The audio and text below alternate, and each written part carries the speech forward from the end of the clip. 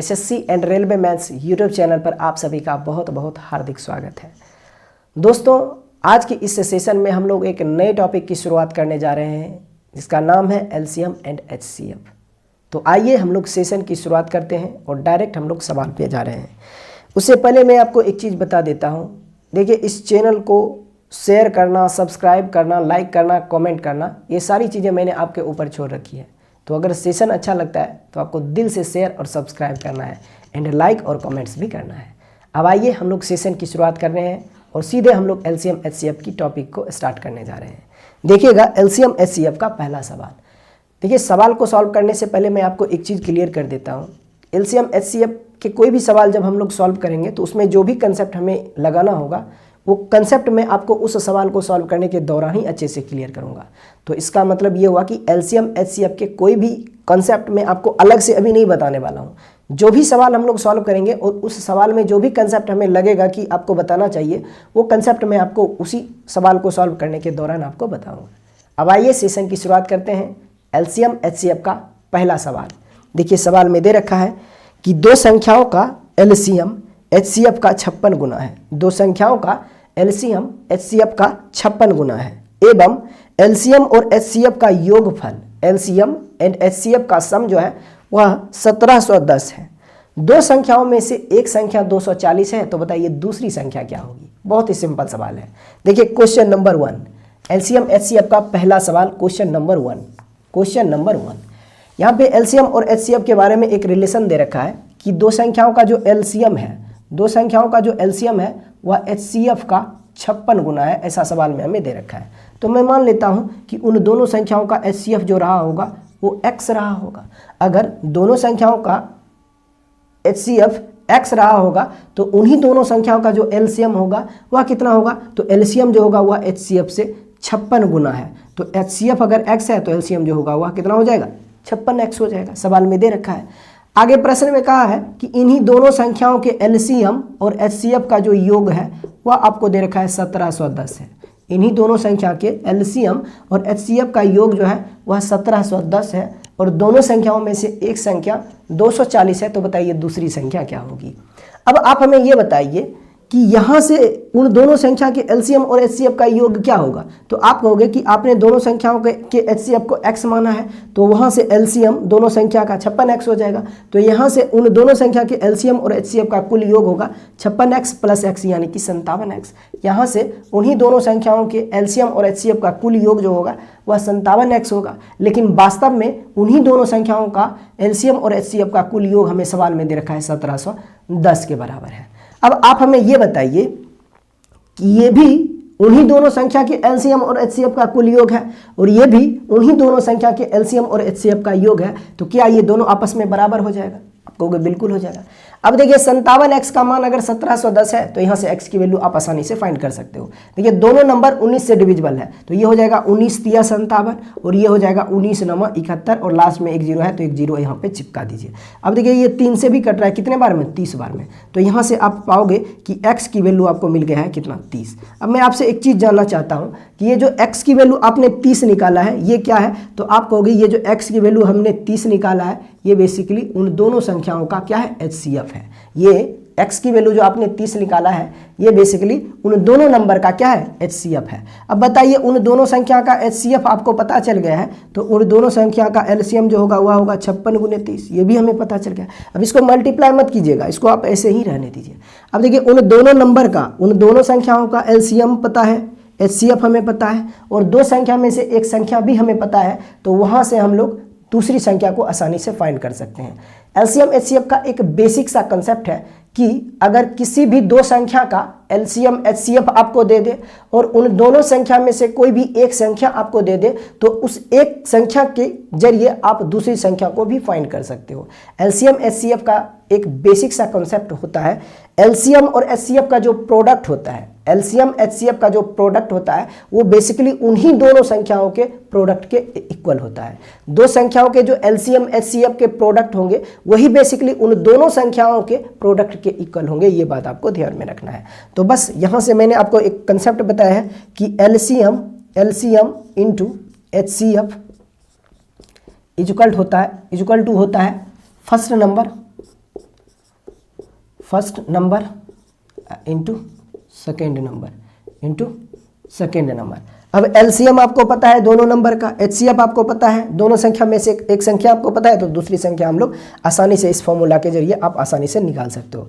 दोनों संख्या का एलसीएम कितना है, तो दोनों संख्या का एलसीएम है 56 गुने 30। एचसीएफ क्या है, उन दोनों नंबर का एचसीएफ भी है कितना 30। अब पहली संख्या आपको दे रखा है सवाल में 240 ही दे रखा है।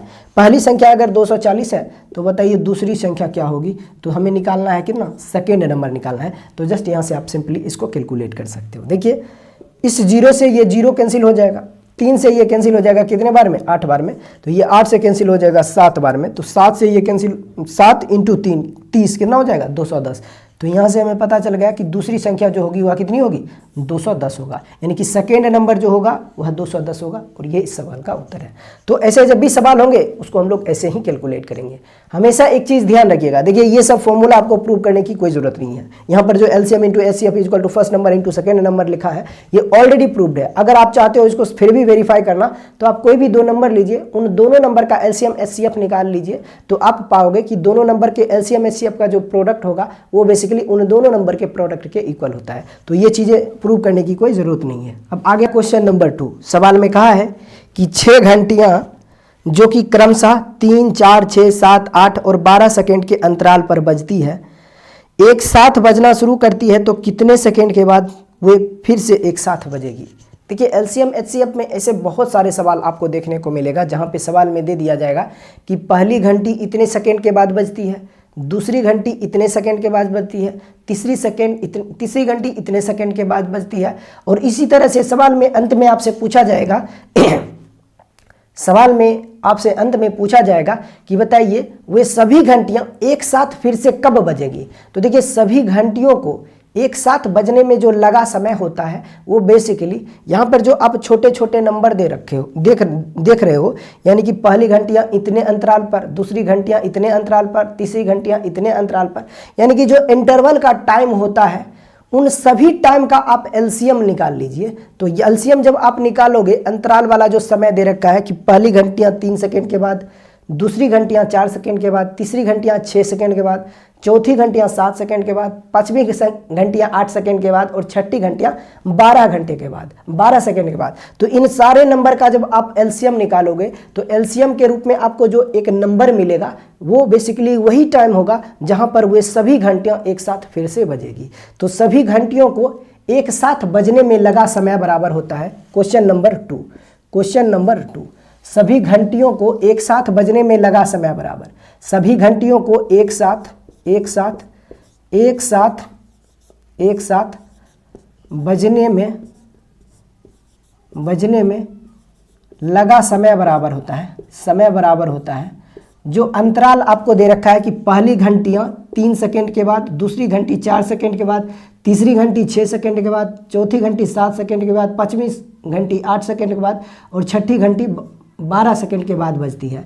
तो इन सारे नंबर का आपको क्या निकालना है, एलसीएम आपको निकालना है। तो एलसीएम जब आप निकालोगे तो आपको जो एक टाइम मिलेगा वो बेसिकली वो टाइम होगा जहां पर ये सभी घंटियां एक साथ फिर से बजना शुरू करेगी, है ना। यानी एक साथ सभी घंटियां कितने समय के बाद बजेगी, जो इसका एलसीएम होगा इन सब का। तो एक तरीका है कि आप इसको ट्रेडिशनली सॉल्व कर लो, 3, 4, 6, 7, 8, 12 का एलसीएम आप वैसे भी सोच सकते हो, बहुत ही बेसिक सा नंबर है। तो 3, 4, 6, 7, 8, 12 का एलसीएम जो होता है वह 168 होता है। इसमें सोचने की कोई ज़रूरत नहीं है, तो डायरेक्ट उत्तर हो जाएगा 168। लेकिन इस सवाल को आप ऑप्शन के जरिए भी हिट कर सकते हो। देखिए सारे ऑप्शन मैं यहाँ पे लिख रहा हूँ। ऑप्शन नंबर ए क्या दे रखा है, ऑप्शन नंबर ए दे रखा है 167, बी दे रखा है 168, सी दे रखा है 186 और डी क्या दे रखा है 176। अच्छा सी दे रखा है 176, सी दे रखा है 176 और डी दे रखा है 186, ऐसा दे रखा है। तो आप बताइए कि इन चारों ऑप्शन में से कौन सा ऑप्शन हमारा उत्तर होगा। देखिए हमारा आंसर जो भी ऑप्शन होगा वह नंबर जो होगा वह 3, 4, 6, 7, 8 और 12 से डिविजिबल होगा, ये बात हमें पता है।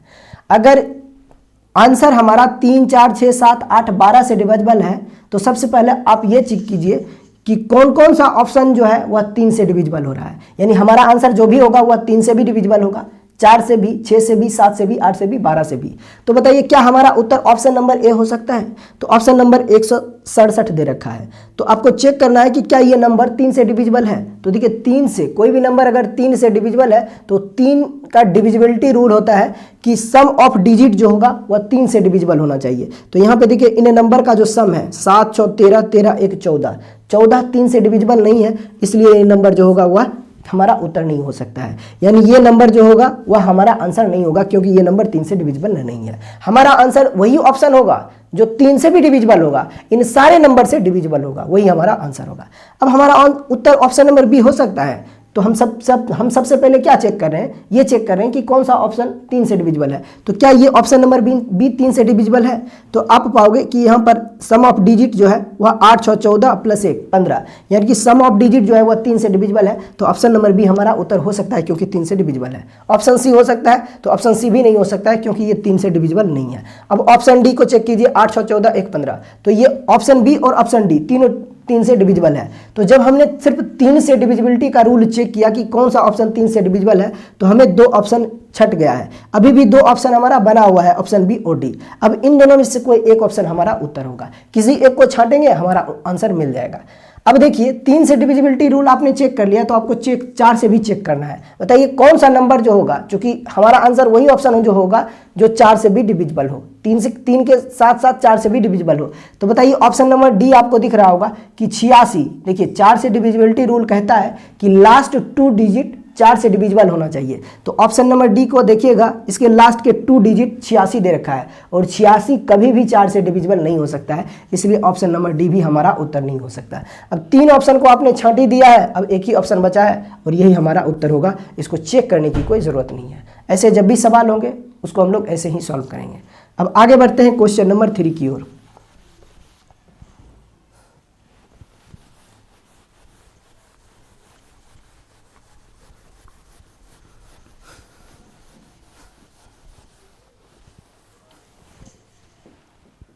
देखिएगा क्वेश्चन नंबर 3 सवाल में दे रखा है कि ए और बी ऐसी 2 अभाज्य संख्याएं हैं कि ए ग्रेटर देन बी और उनका एलसीएम 209 है। तो बताइए ए स्क्वायर माइनस बी का मान कितना होगा। देखिए 2 संख्याएं अभाज्य संख्या है, पहली संख्या ए है और दूसरी संख्या बी है। आगे सवाल में दे रखा है ए ग्रेटर देन बी, यानी ए का मान जो होगा वह बी से बड़ा होगा। दोनों अभाज्य संख्या का एलसीएम 209 है। तो बताइए ए स्क्वायर माइनस बी का मान कितना होगा। अब देखिए इस सवाल में हमें क्या करना है, इस सवाल में हमें यह करना है कि अभाज्य संख्या यानी कि प्राइम नंबर के बारे में आपको कुछ पता है। देखिए प्राइम नंबर का कंसेप्ट क्या होता है कि कोई भी 2 प्राइम नंबर का जो प्रोडक्ट होता है वही बेसिकली उन दोनों प्राइम नंबर का एलसीएम भी कहलाता है। कोई भी 2 प्राइम नंबर आप लीजिए, उन दोनों का जो एलसीएम होगा वही बेसिकली उन दोनों प्राइम नंबर का प्रोडक्ट होगा। आप कोई भी 2 प्राइम नंबर लेकर चेक कर सकते हो। देखिए सवाल नंबर 3, क्वेश्चन नंबर 3 को देखिएगा, कहा है कि ए और बी 2 प्राइम नंबर हैं। ए और बी 2 प्राइम नंबर हैं, ये दोनों, ये भी प्राइम नंबर है, ये भी प्राइम नंबर है और ये भी प्राइम नंबर है, ऐसा हमें सवाल में दे रखा है। आगे कहा है कि ए का मान जो है ना वह बी से बड़ा है। तो आप बताइए ए स्क्वायर माइनस बी की वैल्यू कितनी होगी, ये आप हमें बताइए। हमें पता है सवाल में दे रखा है इन दोनों प्राइम नंबर का एलसीएम जो है वह 209 है, और अभी मैंने आपको कहा कि 2 प्राइम नंबर का एलसीएम जो होता है वही बेसिकली उन दोनों प्राइम नंबर के प्रोडक्ट को भी रिप्रेजेंट करता है ना। तो अगर इन दोनों प्राइम नंबर का एलसीएम अगर 209 है, इसका मतलब ये हुआ कि इन दोनों प्राइम नंबर का जो प्रोडक्ट होगा वह भी कितना होगा, वह भी 209 के बराबर होगा। ये बात आपको पता है। 2 प्राइम नंबर का जो एलसीएम होता है वही बेसिकली उन दोनों प्राइम नंबर के प्रोडक्ट को भी रिप्रेजेंट करता है। तो यहाँ से हमें पता चल गया कि 2 प्राइम नंबर का प्रोडक्ट जो है वह 209 है। तो हमें यहाँ से क्या पता करना है, ए और बी की वैल्यू पता करना है। तो ए और बी की वैल्यू हमें कैसे पता चलेगा, यहाँ पर ध्यान आपको रखना है कि ए का मान बी से बड़ा होना चाहिए। अब आप कोई भी ऐसे 2 प्राइम नंबर ढूंढिए जिन दोनों का प्रोडक्ट जो होना चाहिए वो 209 हो। और एक बात और ध्यान रखिएगा कि आप जो 2 प्राइम नंबर आप ले रहे हो उन दोनों को प्रोडक्ट जब दोनों को मल्टीप्लाई कीजिएगा तो आप चेक कीजिएगा कि यूनिट डिजिट जो होना चाहिए वो 9 होना चाहिए।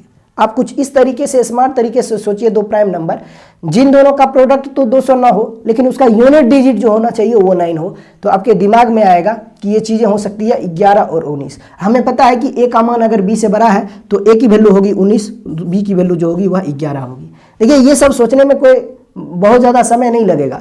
दो प्राइम नंबर का प्रोडक्ट अगर 209 है तो ये दोनों नंबर आपके दिमाग में डायरेक्ट हिट करेगी, इसमें कोई बड़ी बात नहीं है। ये छोटे छोटे नंबर हैं और मैं उम्मीद करूंगा कि 1 से 30 तक के सारे प्राइम नंबर आपके सीधे जबान पे होगा, आप आसानी से सोच सकते हो। अब आपने चूंकि इन दोनों नंबर को आपने ढूंढा है, क्यों ढूंढा है? क्योंकि आपको पता है इन दोनों का यूनिट डिजिट जो है, इन दोनों के प्रोडक्ट का यूनिट डिजिट 9 है। अभी हमें नहीं पता है कि इन दोनों का प्रोडक्ट 209 होगा, बस अभी हमें ये लगा कि इन दोनों का यूनिट डिजिट जो है वह 9 हो रहा है, दोनों के प्रोडक्ट का यूनिट डिजिट 9 हो रहा है। तो अब चेक कीजिए कि क्या इन दोनों का प्रोडक्ट 209 हो रहा है। तो आप सोचिए कि 11 को 19 से मल्टीप्लाई करना है।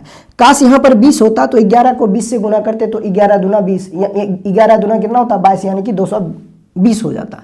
बट यहाँ पर 20 से एक कम है 19, यानी कि 220 से हमें कितना कम है? 11 कम है। तो इसका मतलब ये है कि 220 में से 11 माइनस करोगे तो आपको मिलेगा 209, यही हो जाएगा। मतलब ये दो नंबर जो आपने ढूंढा है वो 100% सही है, यानी ए का मान जो होगा वह 19 होगा और बी का मान जो होगा वह 11 होगा। यही दो प्राइम नंबर हैं जिन दोनों का एलसीएम आपको सवाल में दे रखा है 209 है। तो आप बताइए कि इन्हीं दोनों प्राइम नंबर के में ए स्क्वायर माइनस बी का मान कितना होगा। तो बस ए की वैल्यू 19 है, बी की वैल्यू 11 है, यहाँ पे पुट कर दीजिए। 19 का स्क्वायर होता है कितना? 361, माइनस बी की वैल्यू कितनी आपने रखी है? 11। तो 361 माइनस 11 यानी कि 350, और ये इस सवाल का उत्तर है। मैं उम्मीद करूंगा कि ये सवाल भी आपको अच्छे से समझ में आया होगा। बहुत ही बेसिक सा छोटा सा सवाल है, तो इसमें कुछ भी समझाने का कोई मतलब नहीं है। आगे बढ़ते हैं क्वेश्चन नंबर 4 की ओर।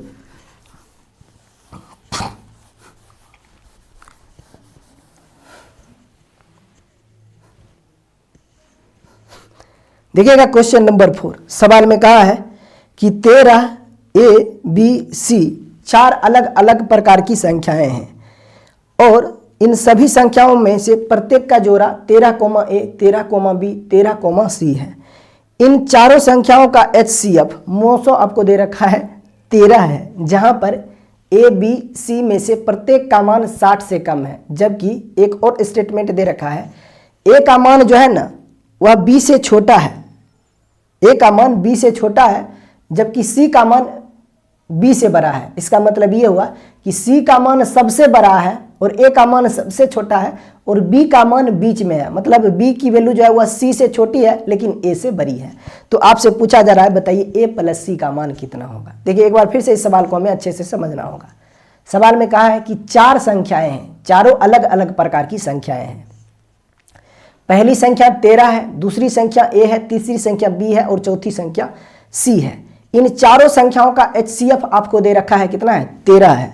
आगे सवाल में कहा है कि इन चारों संख्याओं का HCF जो है वह 13 है और ABC में से प्रत्येक का मान जो है होगा वह 60 से कम होगा, जबकि A का मान B से छोटा होगा और C का मान B से बड़ा होगा। इसका मतलब ये हुआ कि C की वैल्यू सबसे बड़ी होगी और A की वैल्यू सबसे छोटी होगी और B की वैल्यू जो होगी वह बीच की वैल्यू होगी। A से बड़ा होगा लेकिन C से छोटा होगा। तो अब बताइए A प्लस C की वैल्यू कितनी होगी, ये आप हमें बता दीजिए। अब आइए क्वेश्चन नंबर 4 की ओर हम लोग बढ़ते हैं और देखिए अच्छे से मैं आपको समझाने की कोशिश करूंगा और 100% आप अच्छे से समझोगे। देखिएगा 4 नंबर आपको दे रखा है, तो मैं मान लेता हूं कि ये पहली संख्या है, ये दूसरी संख्या है, ये तीसरी संख्या है और ये जो होगी वह चौथी संख्या है। ऐसा मैं मान लेता हूं।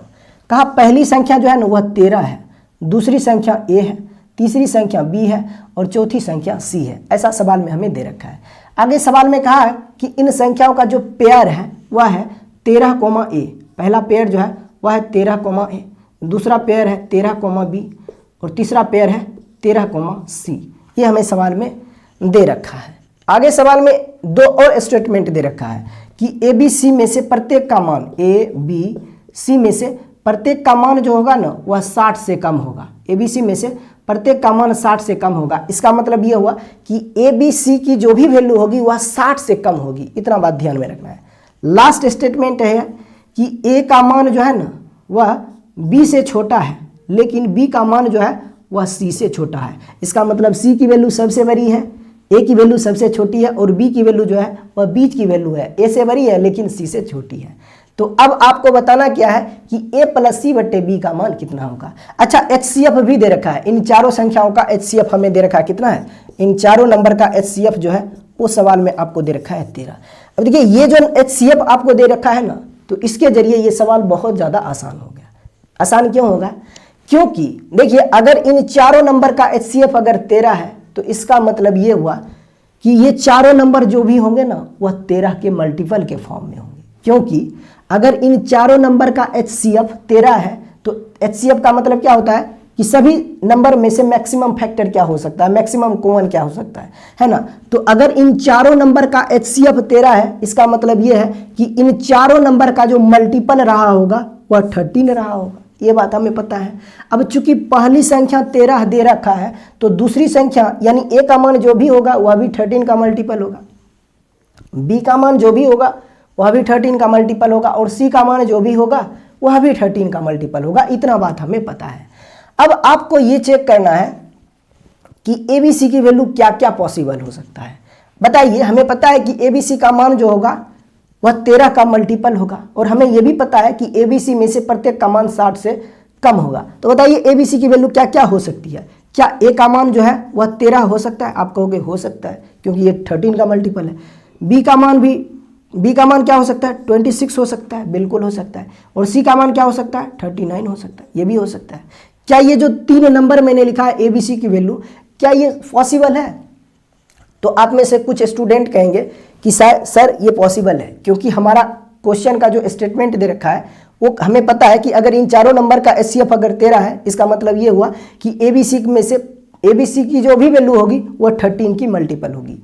दूसरी वैल्यू हमें ये पता है कि ABC में से प्रत्येक का मान 60 से कम है। तो यहाँ पे देखिए ABC में से प्रत्येक का मान 60 से कम हो रहा है। तीसरा जो स्टेटमेंट यहाँ पे आपको दे रखा है कि A का मान सबसे छोटा होगा, C का मान सबसे बड़ा होगा और B की वैल्यू जो होगी वह बीच की होगी, मतलब A से बड़ा होगा और C से छोटा होगा। तो जो ये जो नंबर हमने माना है ABC की वैल्यू 13, 26 और 39, क्या ये सही है? तो आप में से कुछ स्टूडेंट को लगेगा हाँ है और कुछ को लगेगा नहीं है। जिन्होंने क्वेश्चन को अच्छे से पढ़ा होगा वो बोल रहे होंगे कि ये पॉसिबल नहीं है, क्योंकि इस क्वेश्चन का पहला लाइन हमें दे रखा है कि चारों अलग अलग प्रकार की संख्याएं हैं। अगर चारों अलग अलग प्रकार की संख्याएं हैं तो A की वैल्यू कभी भी 13 नहीं हो सकता है, क्योंकि ऑलरेडी यहाँ पर पहली संख्या आपको 13 दे रखा है। तो अगर पहली संख्या 13 दे रखा है तो आप A की वैल्यू 13 कैसे मान सकते हो? अगर A की वैल्यू जैसे ही आप 13 मानोगे तो यहाँ पर 2 बराबर वैल्यू मिल जाएगा, जबकि ये सवाल में कह रखा है कि प्रत्येक का मान अलग अलग है। इसका मतलब A का मान जो होगा वह 13 नहीं हो सकता है, A की वैल्यू 13 नहीं हो सकता है। देखिए इस बुक का जो सॉल्यूशन है ना वो बेसिकली इसी तरीके से उन्होंने सॉल्व किया है। A का मान भी 13 ले लिया है ना। अच्छा, दूसरा जो नंबर उन्होंने सोचा था वो सही सोचा था, लेकिन A की वैल्यू जो उन्होंने 13 पुट किया है, B की वैल्यू 26 और C की वैल्यू 39, ये पॉसिबल नहीं है क्योंकि क्वेश्चन में ऐसा करने से मना कर रहा है। तो A की वैल्यू कभी भी 13 नहीं हो सकता है। अब A की वैल्यू 13 नहीं होगा, लेकिन A का मान 13 के मल्टीपल के फॉर्म में ही होगा, तो A का मान जो होगा वह क्या हो सकता है? तो A का ये 13 का अगला मल्टीपल क्या हो जाएगा? 26, यानी A की वैल्यू 26। अब B की वैल्यू कितनी होगी? 39 और C की वैल्यू कितनी होगी? आप कहोगे 52 होगा।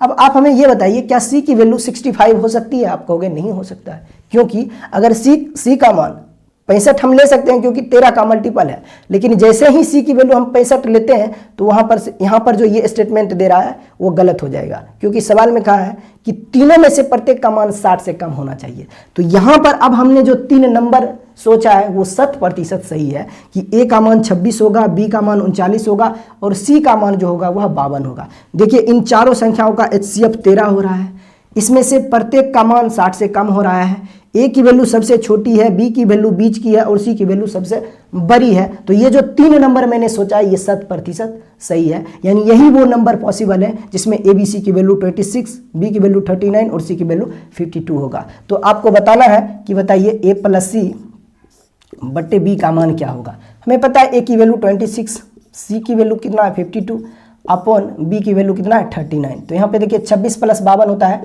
78, 78 बट्टे 39 कितना होता है? 2 होता है, और यही इस सवाल का उत्तर होगा। यानी हमारा आंसर जो होगा वह कितना होगा?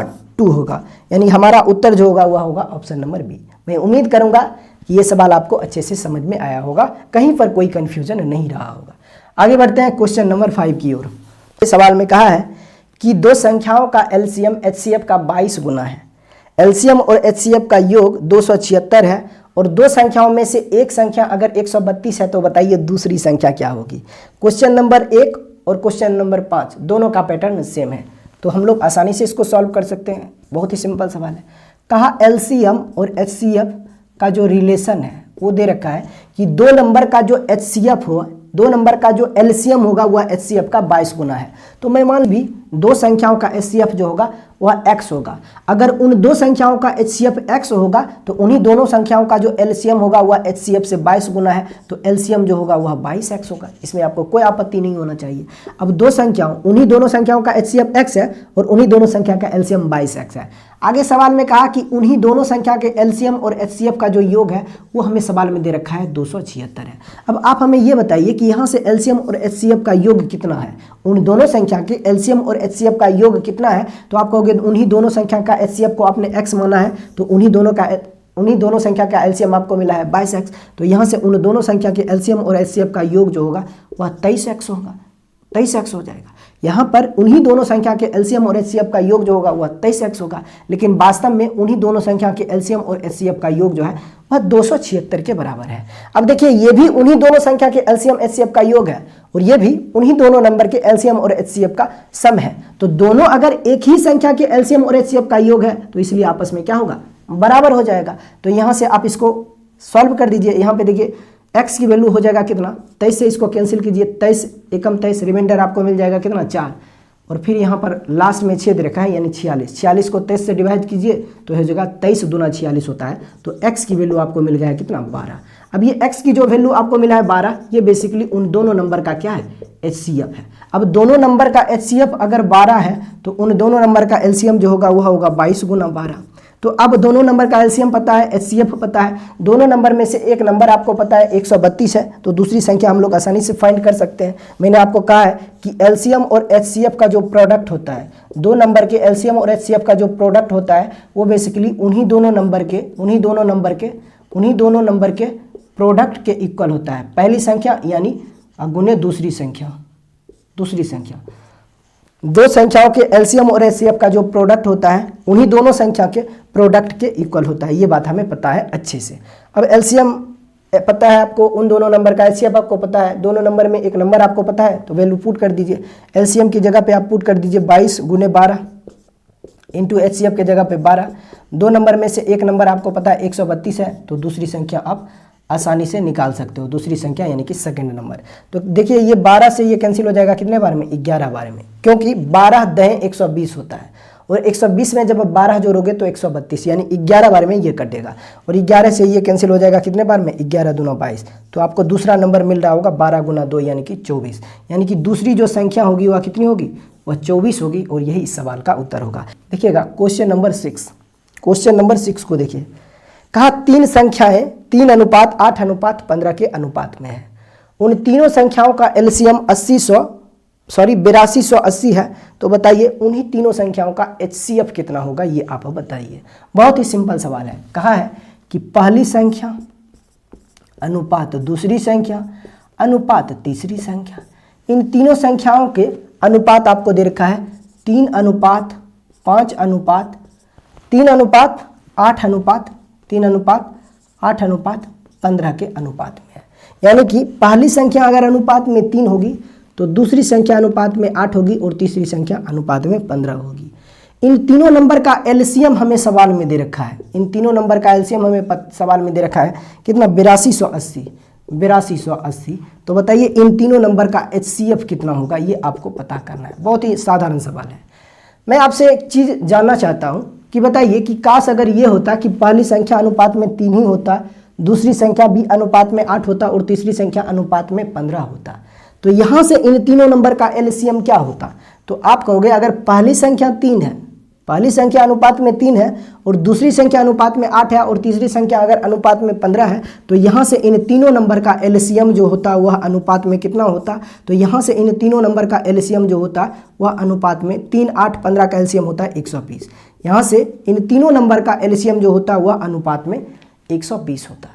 लेकिन सवाल में कहा है कि इन तीनों संख्याओं का जो एलसीएम है वह 8280 है। देखिए ये भी जो एलसीएम हमने निकाला है ये इन्हीं तीनों संख्याओं का एलसीएम है, लेकिन ये अनुपात में है। ये भी एलसीएम जो है वह भी इन्हीं तीनों संख्याओं का है और ये जो एलसीएम आपको दे रखा है 8200 80, ये भी इन्हीं तीनों संख्याओं का एलसीएम है। तो अगर दोनों एक ही संख्या का एलसीएम है तो आपस में क्या हो जाएगा, बराबर हो जाएगा। तो जस्ट इसको आप सिंपली सॉल्व कर दीजिए। मतलब अनुपात 120 की वैल्यू 8280 के बराबर है, तो यहाँ से आप निकाल सकते हो अनुपात 1 का मान। तो अनुपात 1 की वैल्यू आपको क्या मिल जाएगा, 12 से इसको आप कैंसिल कर दीजिए, बरछक 72 आपको मिलेगा, रिमाइंडर 10 हो जाएगा, उधर 8 है तो 108 को 12 से डिवाइड कीजिए, कितने बार में कटेगा, 69 बार में। तो अनुपात 1 का मान जो होगा वह कितना हो जाएगा, 69 होगा। अब मैं आपसे एक और सवाल पूछता हूँ कि ये जो अनुपात 1 आया है ये क्या है, तो आप कहोगे अनुपात 1 जो आपको मिला है ये बेसिकली हमारा HCF है। क्या है, हमारा HCF है। मैं आपसे पूछूंगा, आप कहोगे कि हो सकता है कि ये HCF क्यों है, तो इसके लिए मैं आपको कहूँगा कि अगर ये पहली संख्या अनुपात में 3 है और दूसरी संख्या अनुपात में 8 है और तीसरी संख्या अगर अनुपात में 15 है, तो बताइए इन तीनों नंबर का HCF क्या होगा। तो आप कहोगे इन तीनों नंबर का HCF जो होगा वह अनुपात में 1 होगा। यानी एक ही वह बड़ी से बड़ी संख्या है जो इन तीनों नंबर को डिवाइड कर रहा है, एक ही वह बड़ी से बड़ी संख्या है जो इन तीनों नंबर को डिवाइड कर रहा है। तो इसलिए इन तीनों नंबर का HCF जो होगा वह अनुपात में 1 होगा, लेकिन वास्तव में क्या हो जाएगा, 69। यानी अनुपात 1 की वैल्यू अभी आपने निकाला है 69। और यही तो हमसे पूछा था कि HCF क्या होगा इन तीनों नंबर का, तो इन तीनों नंबर का HCF जो होगा वह 69 होगा। और ये सवाल का उत्तर है। अब आप में से कुछ स्टूडेंट होंगे जिन्हें लग रहा होगा ये गलत तरीका है। देखिए कोई भी गलत तरीका नहीं है, ये अनुपात में 120 की वैल्यू 1280 के बराबर है। अगर आपको लग रहा है कि अगर ये गलत है तो फिर आप इसको ऐसे भी सोच सकते हो, जो रटा हुआ मेथड है कि पहली संख्या को आप 3x मान लीजिए, दूसरी संख्या को 8x, तीसरी संख्या को 15x मान लीजिए। तो अगर पहली संख्या 3x है और दूसरी संख्या 8x है और तीसरी संख्या 15x है, तो यहाँ से बताइए इन तीनों नंबर का एलसीएम क्या होगा। तो यहाँ से इन तीनों नंबर का एलसीएम जो होगा वह फिर से वही होगा, क्या होगा, 120x हो जाएगा। बस अनुपात के जगह पर क्या होगा, एलसीएम जो होगा वह x के फॉर्म में आ जाएगा। अगर पहली संख्या 3x, दूसरी संख्या 8x और तीसरी संख्या 15x है, तो यहाँ से इन तीनों नंबर का एलसीएम आपको मिल जाएगा, कितना हो जाएगा, एलसीएम जो होगा वह 120x होगा। लेकिन वास्तव में इन्हीं तीनों संख्याओं का एलसीएम जो है वह 8280 के बराबर है, 8280 के बराबर है। तो यहाँ से 120x की वैल्यू 8280 के बराबर है, तो x का मान जो होगा वह कितना हो जाएगा, 69 होगा। और ये x जो होगा वो बेसिकली इन्हीं तीनों नंबर का क्या होगा, HCF होगा। क्यों होगा, तो देखिए x ही वह बड़ी से बड़ी संख्या है इन तीनों में, x ही वह बड़ी से बड़ी संख्या है जो इन तीनों नंबर को डिवाइड कर सकता है। x के अलावे कोई बड़ी से बड़ी संख्या नहीं है जो इन तीनों नंबर को डिवाइड करेगा। तो यही हमसे पूछा था कि बताइए x की वैल्यू क्या होगा, यानी HCF क्या होगा। तो हमारा उत्तर होगा 69। देखिए इस सवाल में मैं आपको ये अनुपात 1 का मान और x की वैल्यू HCF क्यों होगा, ये सारी चीज़ें मैं आपको समझा रहा था, इसलिए थोड़ा सा ज़्यादा हमें इस सवाल पर डिस्कशन करना पड़ा, है ना। आप समझ पा रहे होंगे चीज़ों को, मैं थोड़ा सा गहराई में लेकर जाके आपको बता रहा हूँ, कोई ऊपर से मैं चीज़ों को नहीं पढ़ा रहा हूँ। आप अगर मैथ में कुछ भी आपको आता है, थोड़ा बहुत भी आता है, तो मैं उम्मीद करूँगा कि आपको मैं 100% अच्छे से समझा पा रहा हूँ। अब आगे बढ़ते हैं क्वेश्चन नंबर 7 की ओर। देखिएगा क्वेश्चन नंबर 7, क्वेश्चन नंबर 7 को देखिए। सवाल में दे रखा है 3 नंबर दे रखा है, पहली संख्या 3.6, दूसरी संख्या 1.8 और तीसरी संख्या जो है, तीसरा नंबर जो है वह 0.1444 है। तो बताइए इन तीनों नंबर का एलसीएम क्या होगा। 3 संख्याएं दे रखा है, पहली संख्या 3.6, दूसरी संख्या 1.8 और तीसरी संख्या 0.144 है। तो बताइए इन नंबर का एलसीएम कितना होगा, ये आप हमें बता दीजिए। देखिए कोई भी नंबर अगर डेसिमल में हो ना, तो उन नंबर का एलसीएम निकालना बहुत आसान है, एलसीएम या फिर HCF। कैसे निकालेंगे वो देखिए। इन सवालों को सॉल्व करने के 2 तरीके हैं और दोनों तरीका हम लोग सीखने वाले हैं। पहला तरीका क्या है कि सोचिए, मन ही मन सोचिए कि काश ये 36 होता, ये 18 होता और ये 144 होता। काश अगर ये 36 होता और ये 18 होता और ये 144 होता, तो हमारा उत्तर होता कितना, 144। यानी इन तीनों नंबर का एलसीएम होता 144। लेकिन क्या ये ऐसे है, नहीं। पहली संख्या 3.6 है, दूसरी संख्या 1.8 है और तीसरी संख्या 0.1444 है। तो जरा मन ही मन सोचिए कि अगर ये सारे नंबर इंटीजर फॉर्म में होते, ये 36 होता, ये 18 होता और ये 44 होता, तो कितना आसान हो जाता, हम लोग एलसीएम को आसानी से फाइंड कर सकते थे। लेकिन ये सारे नंबर डेसिमल में है। तो आप मन ही मन सोचिए कि इन सारे नंबर को हमें इंटीजर बनाना है, तो कैसे बनाओगे। आपको कम से कम सोचिएगा मन ही मन कि मैं कम से कम कितना से गुना करूं कम से कम कितना से गुना करूं कि ये तीनों नंबर इंटीजर बन जाए, कंप्लीट इंटीजर बन जाए। तो आप में से कुछ स्टूडेंट होंगे जिन्हें लग रहा होगा कि 10 से मल्टीप्लाई कर दीजिए सारे नंबर को, तो ये 36, ये 18 और ये मिल जाएगा कि कितना 1.444। तो क्या सारे नंबर जो है वह इंटीजर बन रहा है? नहीं, ये दोनों नंबर तो बन रहा है लेकिन ये नहीं बन रहा है। तो सभी नंबर को इंटीजर बनाने के लिए आपको कम से कम कितना से मल्टीप्लाई करना होगा? सारे टर्म को कम से कम आपको 1000 से मल्टीप्लाई करना होगा।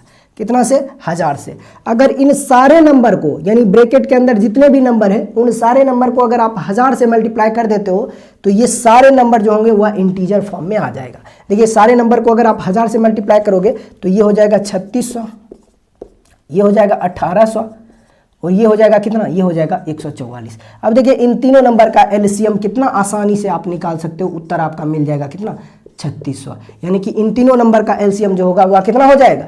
3600 होगा। अब जैसे ही 3600 देखे हैं तो ऑप्शन को मत टिक कर दीजिएगा, नहीं तो गलत हो जाएगा। क्यों गलत होगा? तो देखिए बेसिकली ये जो एलसीएम आपको 3600 मिला है ये कब मिला है? ये मिला है तब जब संख्या 3600, 1800 और 144 है, तब इन तीनों नंबर का एलसीएम जो होगा वह 3600 होगा। लेकिन अपने पास जो नंबर था क्या वो ये नंबर था? नहीं, अपने पास जो नंबर था वो बेसिकली 3.6 था, 1.8 था और 0.1444 था। यानी हमें इन नंबर का एलसीएम निकालना है, इन नंबर का एलसीएम नहीं निकालना है। ये नंबर तो हमने तब बनाया अपने काम को आसान करने के लिए ताकि हम आसानी से सॉल्व कर सकूं, क्योंकि हमने सारे नंबर को 1000 से मल्टीप्लाई कर दिया तो हमें नंबर मिला 3600, 1800 और 144। तब इन तीनों नंबर का एलसीएम 3600 होगा। ये हमारा उत्तर नहीं होगा। चूंकि आपने सारे नंबर को 1000 से मल्टीप्लाई किया है तो अंतर इस संख्या पर पड़ गया कि पहली संख्या 3600, दूसरी संख्या 1800 और तीसरी संख्या 144 बन गया है, तो इन नंबर का एलसीएम मिल गया है 3600। यानी ये जो एलसीएम आपको 3600 मिला है जब सभी संख्या को आपने 1000 से मल्टीप्लाई कर दिया है। तो अगर देखिए किसी भी संख्या को आप अपने मन से किसी भी संख्या से गुना करते हो तो आप चाहते हो कि उस नंबर पर कोई प्रभाव भी ना पड़े, तो इसके लिए आपको उसी नंबर से उसको डिवाइड भी करना होगा।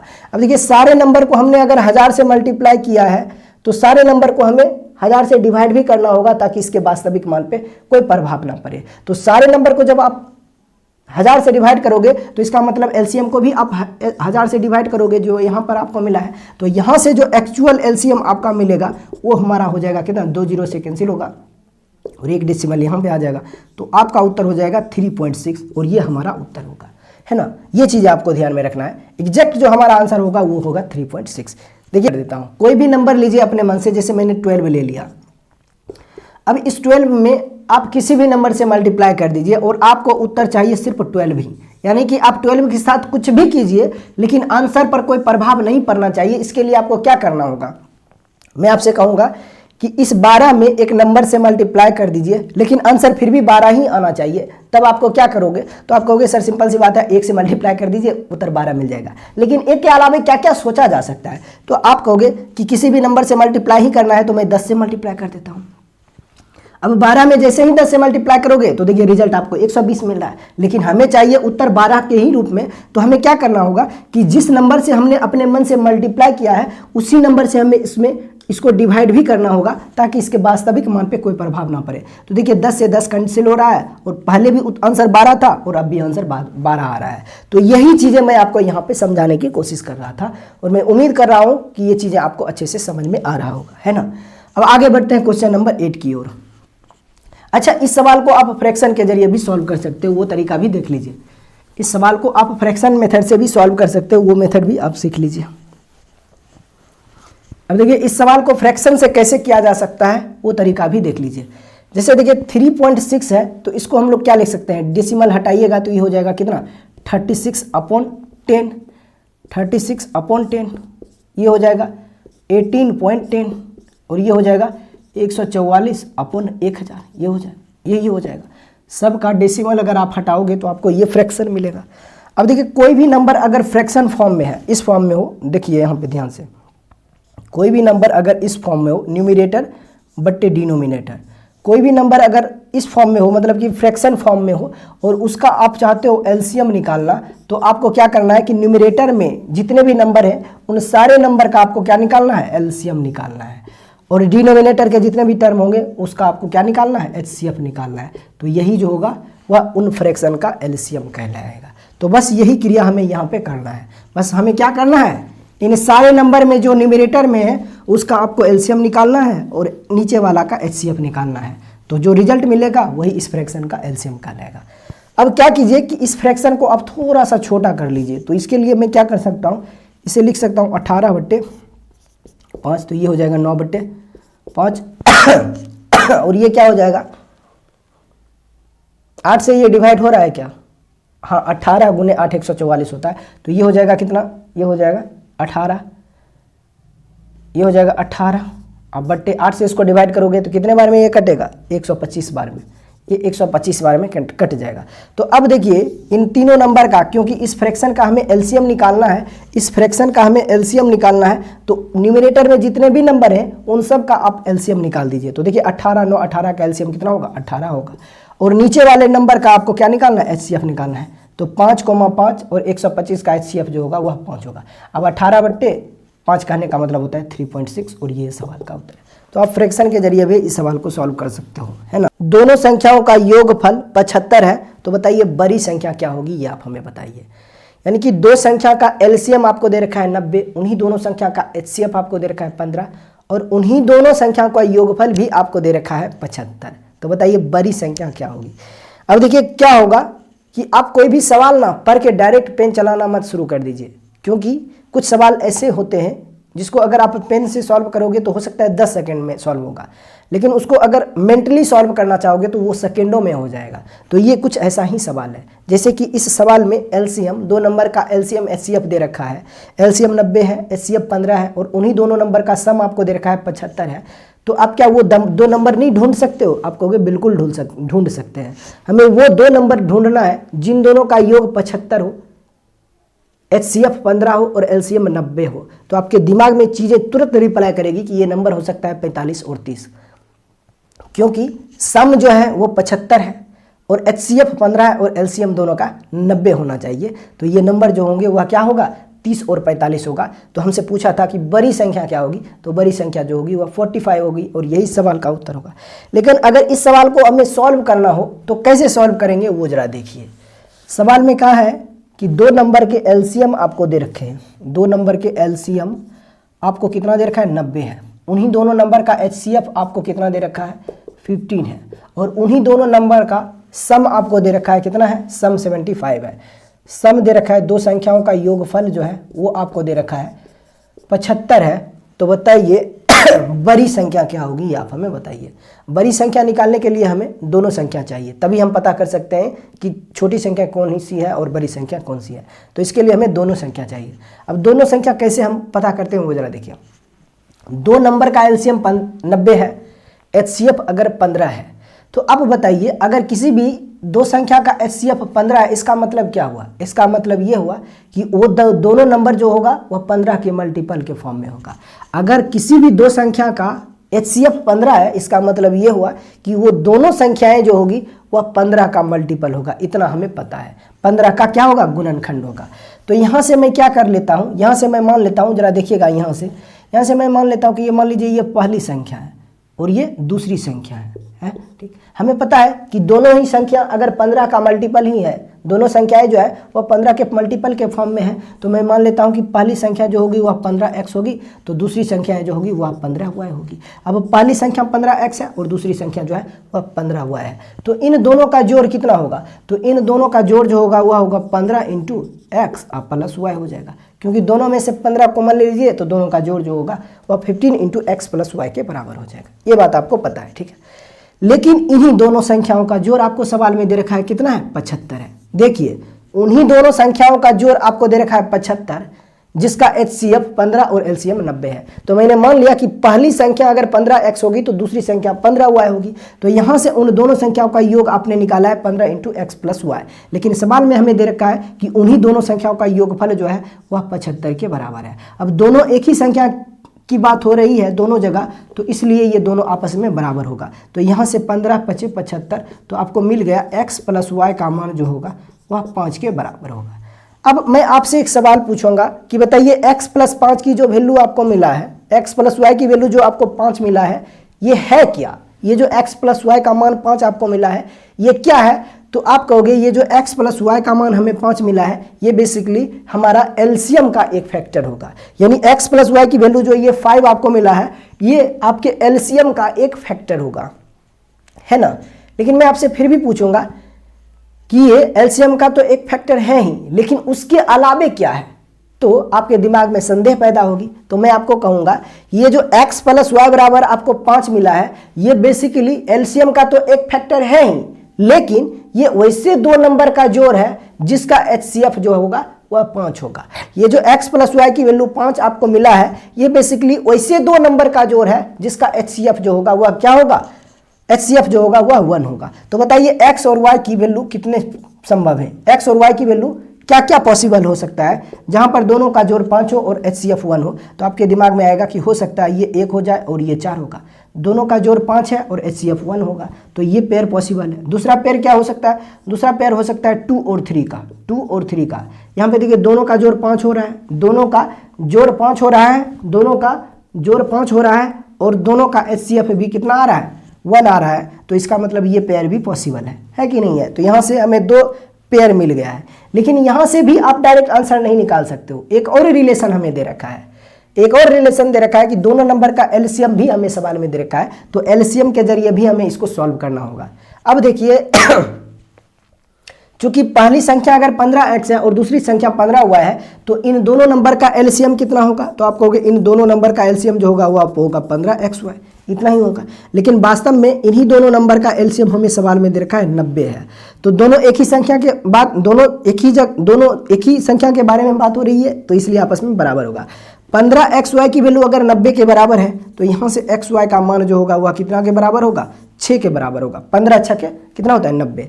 यहाँ पर जो xy की वैल्यू 6 मिला है, अब मैं आपसे फिर से एक सवाल पूछता हूँ कि ये जो xy की वैल्यू आपको 6 मिला है ये क्या है, तो आप फिर कहोगे ये जो xy की वैल्यू 6 मिला है ये भी हमारा एलसीएम का एक फैक्टर है। मैं फिर आपसे सवाल पूछूंगा कि ये तो एलसीएम का एक फैक्टर है ही, लेकिन उसके अलावे ये क्या है, तो आप कहोगे कि ये जो xy बराबर हमें 6 मिला है ये एलसीएम का तो एक फैक्टर है ही, लेकिन उसके अलावे ये वैसे 2 नंबर का प्रोडक्ट है जिसका HCF 1 होगा। तो आप बताइए xy के ऐसे कितने वैल्यू पॉसिबल हैं जिन दोनों का प्रोडक्ट 6 हो, लेकिन उसका HCF जो होना चाहिए वह 1 होना चाहिए। तो आप कहोगे कि ऐसा पॉसिबल हो सकता है 1 और 6 दोनों का प्रोडक्ट जो है वह 6 के बराबर आ रहा है, दोनों का HCF भी 1 आ रहा है। और दूसरा पेयर क्या हो सकता है, ये हो सकता है 2 और 3। देखिए दोनों का गुणनफल 6 है और दोनों का HCF भी 1 हो रहा है। तो यहाँ पर हमें मिल गया है x इंटू वाई की वैल्यू आपको मिल गया है यहाँ पर कितना 6, और यहाँ पर x प्लस वाई की वैल्यू 5 मिल गया है। तो आपको एक्स वाई के ऐसे 2 फैक्टर ढूंढने हैं जिन दोनों का जोड़, एक्स वाई की ऐसी 2 वैल्यू आपको ढूंढने हैं जिन दोनों का जोड़ तो 5 हो जाए और उन्हीं दोनों नंबर का गुणनफल 6 हो जाए, लेकिन उन्हीं दोनों नंबर का HCF भी 1 होना चाहिए। तो यहाँ पे देखिए ये पेयर पॉसिबल है। देखिए क्यों, क्योंकि ये पेयर जो है वह दोनों में कॉमन है ना। तो ये पॉसिबल नहीं है, ये भी हो जाएगा, लेकिन यहाँ पर क्या है, ये दोनों में कॉमन नहीं है। तो यहाँ पर ये पेयर पॉसिबल है कि x की वैल्यू 2 हो सकता है और y की वैल्यू 3 हो सकता है, क्योंकि दोनों जगह पर ये कॉमन हो रहा है। तो अगर x की वैल्यू आप 2 लेते हो तो यहाँ पर पहली संख्या आपको मिलेगा 30, और y की वैल्यू अगर आप 30 लेते हो तो दूसरी संख्या आपको मिलेगा 45। और यही तो हमसे पूछा था कि बड़ी संख्या क्या होगी, तो 45, और ये इस सवाल का उत्तर होगा। तो मैं उम्मीद करूंगा ये सवाल आपको और अच्छे से समझ में आ रहा होगा। देखिए डिस्कशन इसलिए लंबा हो जा रहा है क्योंकि मुझे ये सारी चीज़ें क्लियर करना पड़ रहा है। हर एक छोटी चीज़ें मैं आपको बता रहा हूँ, इसलिए थोड़ा सा मतलब क्लास लंबा हो जा रहा है। नहीं तो अगर मैं चाहूँ तो सवाल को तो 5 से 6 सेकंड के अंदर सॉल्व किया जा सकता है, लेकिन क्या होगा कि आप कंप्लीट चीज़ें नहीं जान पाओगे, है ना। देखिए ये सारी टीचर आप देखिएगा, बहुत सारे टीचर इसका एग्जैक्ट मतलब क्या होता है ये नहीं बताते हैं। आप कोई भी टीचर होंगे, शायद कुछ टीचर बताते होंगे, लेकिन मैक्सिमम टीचर आपको ये नहीं बता पाएंगे कि ये x प्लस वाई का मतलब क्या होगा। ये जो एक्स वाई की वैल्यू 6 निकाला है हमने, ये इसका मतलब क्या होगा, ये सारी चीज़ें मैं आपको बताता हूँ तो थोड़ा सा समय तो लगेगा ही लगेगा। तो प्लीज़ आप वीडियो को स्किप मत कीजिएगा ये सोचकर कि मैं आप चीज़ों को लंबा खींच रहा हूँ, है ना। अगर आपको कुछ स्पेशल चीज़ें जाननी होगी तो उसके लिए समय तो लगेगा ही लगेगा। मैं आपको इस चैनल पर एक से एक ऐसे वीडियो, ऐसी ट्रिक चीज़ें मैं आपको बताऊँगा जो शायद आपको कहीं पर किसी भी यूट्यूब चैनल पर देखने को नहीं मिलेगा। अब देखिए मैं आपसे एक सवाल ही जैसे ही पूछ देता हूँ कि बताइए एक नंबर मैं आपको यहाँ पर लिख देता रहा हूँ -1/2, या फिर कोई भी नंबर -3/4, और मैं आपसे पूछता हूं कि क्या ये नंबर फ्रैक्शन है, क्या ये नंबर फ्रैक्शन है, तो आप में से लगभग 90% स्टूडेंट जो होंगे वह गलत बोलेंगे, और लगभग टीचर भी होंगे, लगभग 95% टीचर भी आपको गलत चीज़ें पढ़ा रहे होंगे। वो बोलेंगे कि ये फ्रैक्शन है, लेकिन ये फ्रैक्शन नहीं है। क्यों नहीं है? अगर आप कहोगे तो मैं वीडियो बना दूंगा और अच्छे से चीज़ों को क्लियर करूंगा कि ये जो नंबर्स हैं वो फ्रैक्शंस नहीं है। लेकिन मैक्सिमम टीचर आपको ये बोलेंगे। मैं चाहूँ तो बहुत सारे टीचर की क्लिप अपने वीडियोज पे चला सकता हूँ, लेकिन मैं ऐसा नहीं चाहता हूँ कि किसी भी टीचर को मैं इस तरीके से दिखाऊँ कि वो आपको गलत पढ़ा रहे हैं। बस आप जिन टीचर से पढ़ते हैं उन्हीं से पूछ लीजिएगा क्या ये फ्रैक्शन है, तो आप पाओगे कि मोस्टली टीचर आपको गलत पढ़ाएंगे और कहेंगे कि ये फ्रैक्शन है, लेकिन एक्चुअल में ये फ्रैक्शन नहीं है। लेकिन आज तक आपने भी, बचपन से आज तक आपने भी ये पढ़ रखा है कि ये फ्रैक्शन है, लेकिन ये एक्चुअल में फ्रैक्शन नहीं है। गूगल भी गलत पढ़ाता है, गूगल को भी ये बातें नहीं पता है कि ये फ्रैक्शन है कि नहीं है। आप कहोगे तो मैं एक वीडियो तैयार करके बना दूंगा, वहां पर अच्छे से चीज़ें क्लियर कर दूंगा मैं। आगे बढ़ते हैं, क्वेश्चन नंबर क्या है, क्वेश्चन नंबर 9 की ओर। देखिए यहाँ पे सवाल में कहा है दो संख्याएं 4:7 के अनुपात में है। दो संख्या है, पहली संख्या अनुपात दूसरी संख्या, इन दोनों संख्याओं का अनुपात जो है वह 4:7 है। इन दोनों संख्याओं का HCF हमें सवाल में दे रखा है कितना, 26 है। दोनों संख्याओं का HCF अगर 26 है तो LCM क्या होगा ये आपको बताना है। आप हमें ये बताइए कि अगर पहली संख्या अनुपात में 4 है और दूसरी संख्या अनुपात में 7 है तो इन दोनों संख्याओं का HCF क्या होगा।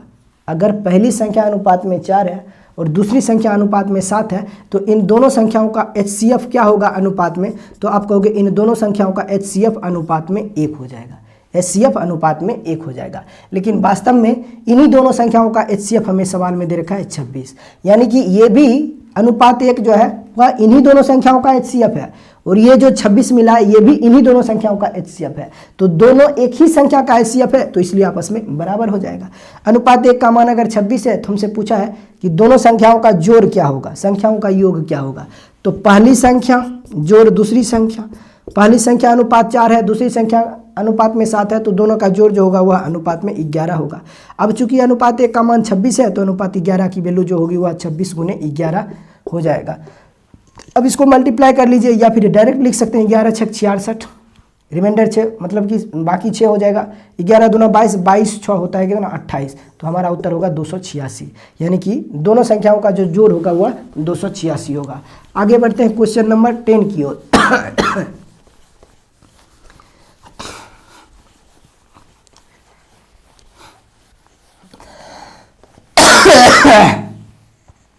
देखिएगा क्वेश्चन नंबर 10, क्वेश्चन नंबर 10 को देखिएगा। देखिएगा क्वेश्चन नंबर 10, क्वेश्चन नंबर 10 को देखिए। सेम पैटर्न का सवाल है। कहा दो संख्याओं का अनुपात 5:11 है। दो संख्याओं का अनुपात 5:11 है, ये हमें सवाल में दे रखा है। कहा है कि दोनों संख्याओं का HCF जो है ना वह 24 है, तो दोनों संख्याओं का जोड़ क्या होगा, पहली संख्या जोड़ दूसरी संख्या क्या होगी ये आपको बताना है। अब देखिए पहली संख्या अगर अनुपात में 5 है और दूसरी संख्या अनुपात में 11 है तो इन दोनों संख्याओं का HCF क्या हो जाएगा, तो आप कहोगे इन दोनों संख्याओं का HCF जो होगा वह अनुपात में 1 हो जाएगा। यानी अनुपात एक ही वह बड़ी से बड़ी संख्या है जो इन दोनों नंबर को डिवाइड कर रही है। अब इन दोनों नंबर का HCF अनुपात में 1 है, लेकिन वास्तव में इन दोनों नंबर का HCF हमें सवाल में दे रखा है 24। अब देखिए चूंकि ये दोनों HCF एक ही इन्हीं दोनों नंबर का है तो इसलिए आपस में बराबर। अनुपात 1 की वैल्यू 24 है, तो हमसे पूछा जा रहा है दोनों संख्याओं का योग क्या है। तो पहली संख्या 5 दूसरी संख्या 11, तो दोनों संख्याओं का जोड़ जो होगा वह अनुपात में 16। 1 की वैल्यू 24 है तो 16 की वैल्यू हो जाएगी 24 × 16, उत्तर हो जाएगा 16 × 64 × 4 बाकी 6, ठीक। 16 दूना 32, 32 6 कितना हो जाएगा 38, यानी कि 384, यानी कि उन्हीं दोनों संख्याओं का जो जोड़ होगा वह 384 होगा। आगे बढ़ते हैं क्वेश्चन नंबर 11 की ओर।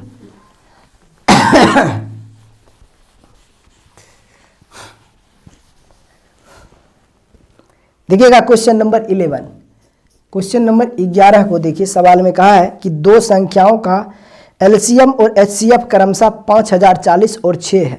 यदि दोनों संख्याओं में से एक संख्या 210 है तो बताइए दूसरी संख्या क्या होगी, ये आपको बताना है। बहुत ही सिंपल सा कंसेप्ट मैंने आपको बताया कि जब भी दो संख्या का एलसीएम और एचसीएफ आपको दे दे और उन दोनों नंबर में से कोई भी एक नंबर आपको दे दे तो एलसीएम और एचसीएफ का जो प्रोडक्ट होता है वही बेसिकली फर्स्ट नंबर का प्रोडक्ट इनटू सेकेंड नंबर का प्रोडक्ट होता है। यानी कि एलसीएम और एचसीएफ का जो प्रोडक्ट होता है वह फर्स्ट नंबर और सेकेंड नंबर के प्रोडक्ट के इक्वल होता है। ये बात आपको पता होगा।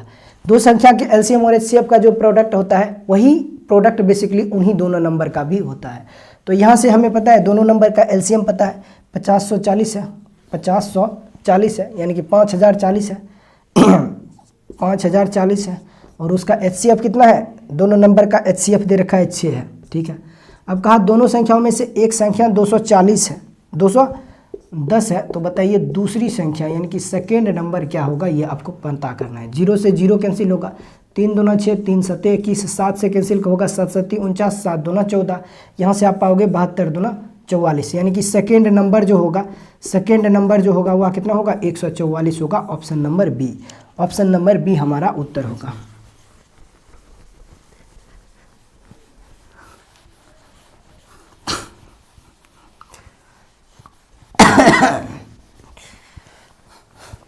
देखिएगा क्वेश्चन नंबर 13 को, क्वेश्चन नंबर 13 को देखिए। सवाल में कहा है कि 4 अंकों की सबसे बड़ी संख्या जो 24, 36 और 54 से बिल्कुल विभाज्य है। 4 अंकों की सबसे बड़ी संख्या क्या होगी जो 24 से भी विभाज्य हो, 36 से भी विभाज्य हो और 54 से भी विभाज्य हो। आपको 4 अंकों की सबसे बड़ी संख्या निकालनी है और आपको वह नंबर निकालना है जो 24 से भी विभाज्य होना चाहिए, 36 और 54, यानी इन तीनों नंबर से वह नंबर विभाज्य होना चाहिए। तो बताइए वह 4 अंकों की सबसे बड़ी संख्या क्या होगी।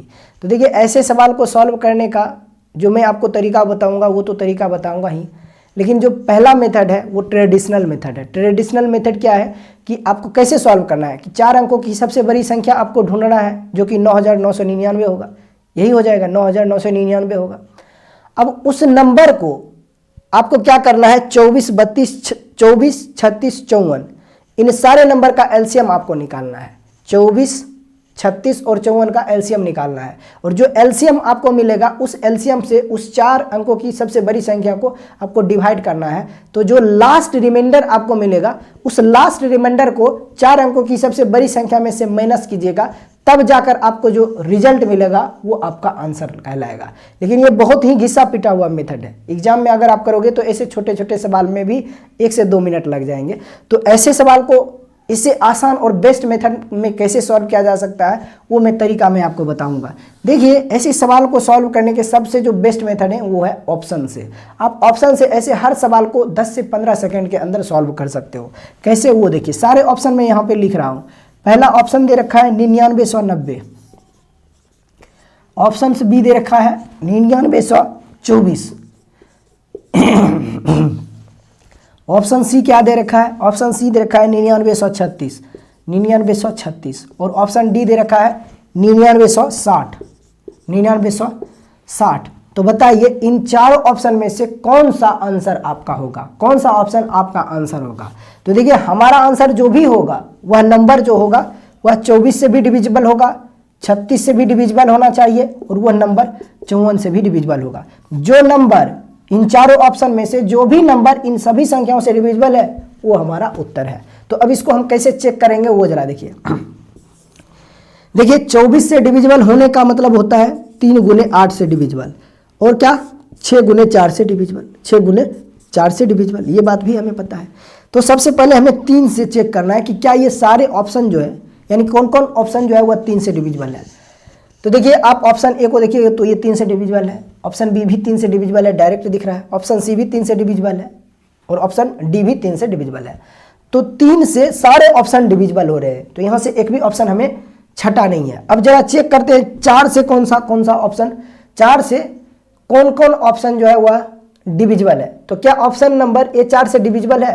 तो 4 से डिविजिबिलिटी रूल होता है लास्ट 2 डिजिट 4 से डिविजिबल होना चाहिए। तो देखिए 90 को 4 बराबर हिस्सों में नहीं बांटा जा सकता है जब आपको इंटीजर फॉर्म में नंबर चाहिए। तो ये नंबर 90 जो है वह 4 से डिविजिबल नहीं है, इसलिए ऑप्शन ए हमारा उत्तर नहीं होगा। हमारा आंसर जो भी होगा वो इन सारे नंबर से डिविजिबल होना चाहिए। अब देखिए 4 से हमने जैसे ही चेक किया तो ऑप्शन ए छट गया है। और कोई ऑप्शन हो सकता है, देखिए ऑप्शन बी हो सकता है 4 से डिविजिबल है, सी भी हो सकता है और डी भी हो सकता है। ये सारे ऑप्शन जो है वह 4 से डिविजिबल है, सिर्फ एक ऑप्शन छटा है, अभी भी 3 ऑप्शन बने हुए हैं। अब अगला आप फैक्टर ले लीजिए 8 ले लीजिए। अब 8 से चेकिए कि कौन कौन सा नंबर, कौन कौन सा ऑप्शन जो है वह 8 से डिविजिबल है, क्योंकि हमारा आंसर जो भी होगा वह भी 8 से डिविजिबल होगा। तो देखिए ऑप्शन नंबर बी को ध्यान से देखिएगा, यहाँ पे आपको दे रखा है 924 और 8 से डिविजिबिलिटी रूल कहता है लास्ट 3 डिजिट 8 से डिविजिबल होना चाहिए। तो यहाँ पे देखिए 924 है और 924 8 से डिविजिबल हो रहा है क्या? नहीं। यहाँ पे आपको रिमाइंडर 1 मिलेगा, 12 को 8 से डिवाइड करोगे रिमाइंडर 4 और 4 44 को 8 से डिवाइड नहीं किया जा सकता है, मतलब ये नंबर जो है वह 8 से डिविजिबल नहीं है, मतलब ऑप्शन बी भी हमारा उत्तर नहीं होगा, ये भी हमारा आंसर नहीं होगा। अब 2 ऑप्शन छट गए हैं, अब सिर्फ 2 ही ऑप्शन बचा हुआ है। अगर इन दोनों ऑप्शन में से कोई भी एक ऑप्शन अगर मैं छांट देता हूं तो हमारा उत्तर मिल जाएगा। अब जरा चेक कीजिए हमने 3 से चेक कर लिया, 6 से चेक कर लिया, 8 से चेक कर लिया। अब जरा चेक कीजिए, देखिए 36 से डिविजिबल कहने का मतलब होगा 9 गुने 4 से डिविजिबल, और सारे ऑप्शन तो 9 से डिविजिबल है ही। 18 गुने 2 से डिविजिबल, 18 गुने 2 से डिविजिबल। 54 से कहने का मतलब 18 गुने 3 से डिविजिबल। आप चेक कीजिए इन दोनों ऑप्शन में से कोई एक ऑप्शन है जो 18 से डिविजिबल है, तो आप जरा चेक कीजिए ऑप्शन नंबर सी को, क्या ये ऑप्शन सी 18 से डिविजिबल हो रहा है? तो देखिए 18 × 9 रिमाइंडर, 18 × 90 रिमाइंडर 9 मिल रहा है, फिर 3, फिर रिमाइंडर आपको मिल जाएगा 3 और 6 36, यानी 36 18 से डिविजिबल है, मतलब ये ऑप्शन हमारा उत्तर हो सकता है क्योंकि ये 18 से डिविजिबल है।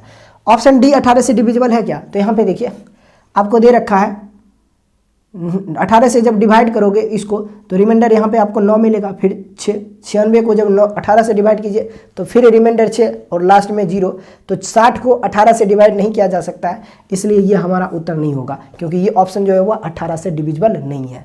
अब देखिए एक ही ऑप्शन बचा हुआ है, ऑप्शन सी, और यही हमारा उत्तर होगा, क्योंकि अगर 3 ऑप्शन छट गए हैं तो एक ही ऑप्शन बचा हुआ है और यही हमारा उत्तर होगा, यानी ये होगा हमारा उत्तर। और ये वैसी संख्या है जिसमें 24 से भी भाग लगेगा, 36 से भी भाग लगेगा और 54 से भी बराबर भाग लगेगा। तो ये 4 अंकों की सबसे बड़ी से बड़ी वह संख्या है जिसमें 24, 36 और 54 इन तीनों संख्याओं से भाग लगेगा, तो यही हमारा उत्तर होगा 9936। अब आइए आगे बढ़ते हैं क्वेश्चन नंबर 14 की ओर। लेकिन अगर आप फिर भी चाहते हो कि इस सवाल को ट्रेडिशनल तरीके से सॉल्व किया करना, तो आप देखिए बुक में भी सॉल्यूशन दे रखा है। देखिए कोई भी यहाँ पर जो मैं आपको सॉल्यूशन बताता हूँ क्वेश्चन को जब मैं सॉल्व करता हूँ तो वो कोई भी किताबी मेथड नहीं होता है, वो मेरा मेथड खुद का मेथड होता है। तो लेकिन जो किताब में अगर अच्छा मेथड है तो वो भी मैं आपको यहाँ पे ज़रूर बताता हूँ, लेकिन जो घिसा पिटा हुआ मेथड होता है, लेंदी वाला होता है, वो मेथड मैं आपके साथ डिस्कस नहीं करता हूँ। ये बात आपको ध्यान में, अगर इसको आप ट्रेडिशनली कर सकते हो, करना चाहोगे तो किताब में भी सॉल्यूशन दे रखा है, बाकी आप खुद भी कर सकते हो जो तरीका मैंने आपको बताया है। आगे बढ़ते हैं, क्वेश्चन नंबर 14 है या 15? Question number 14। देखिए क्वेश्चन नंबर 14 फिर से वही सवाल, कहा 4 घंटियां एक निश्चित समय पर एक साथ बजती है, इसके बाद वे क्रमशः 6 सेकेंड, 8 सेकेंड, 10 सेकेंड और 12 सेकेंड के अंतराल पर बजती है।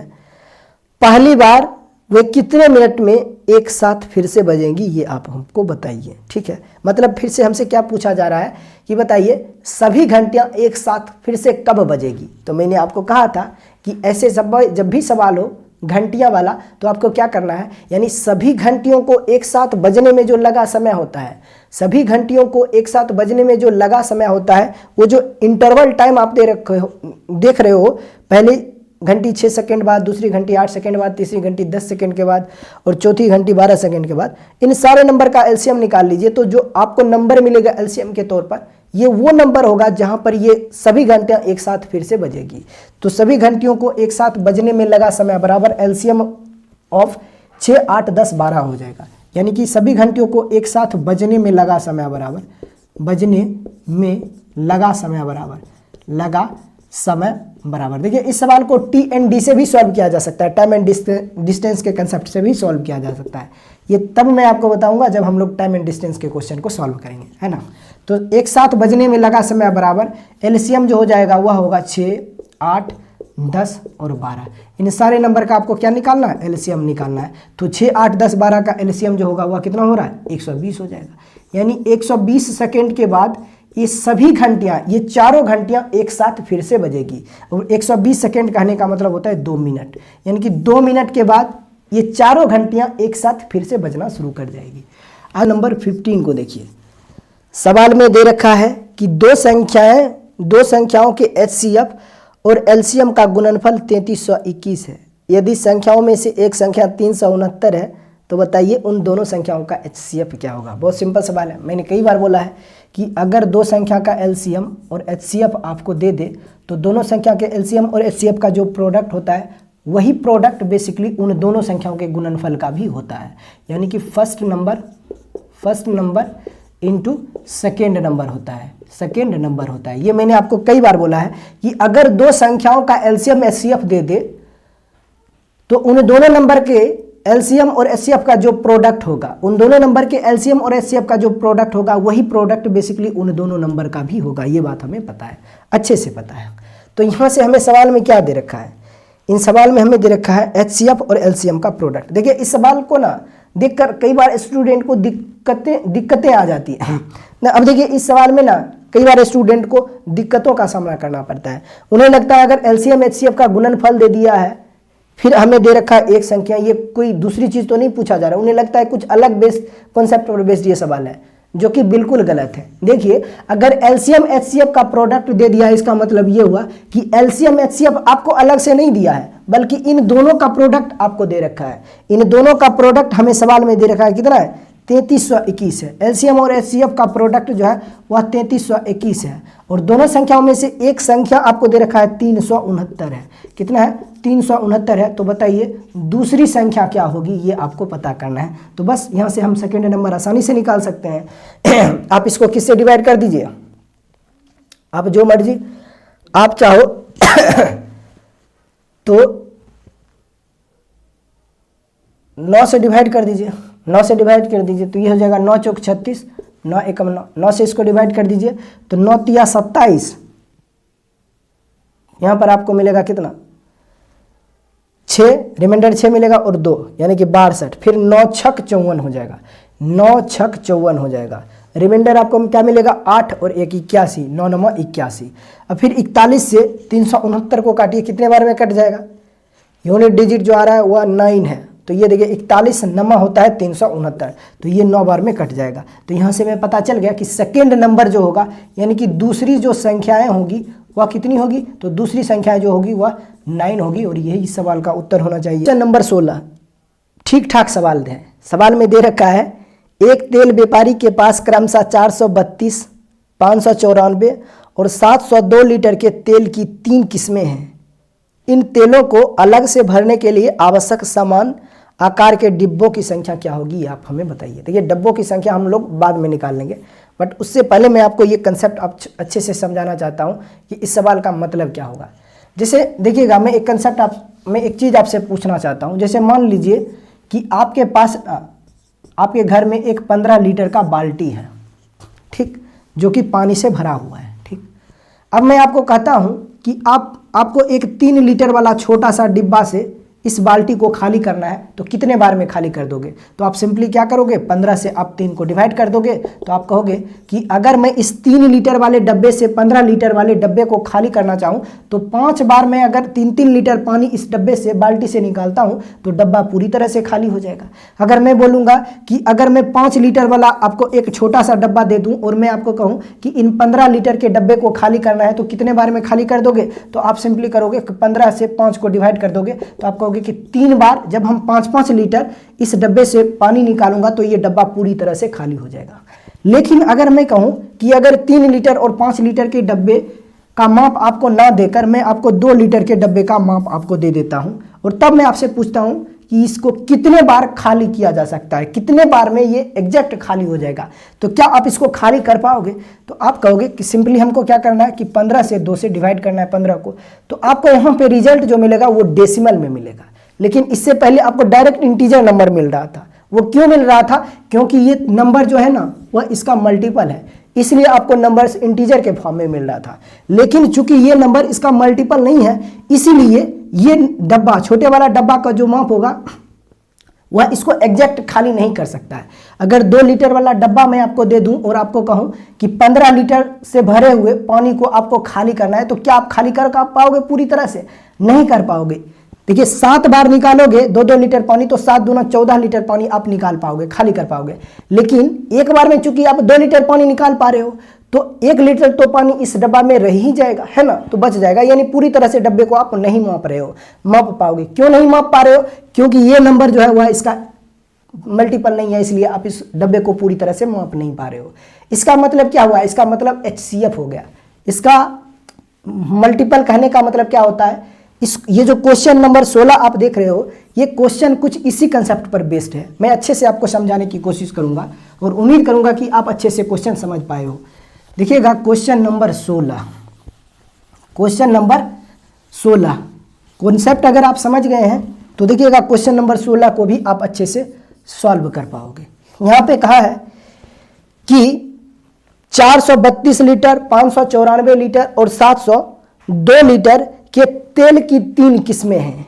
इन तेलों को अलग से भरने के लिए आवश्यक समान आकार के डब्बों की संख्या क्या होगी, आप हमें बताइए।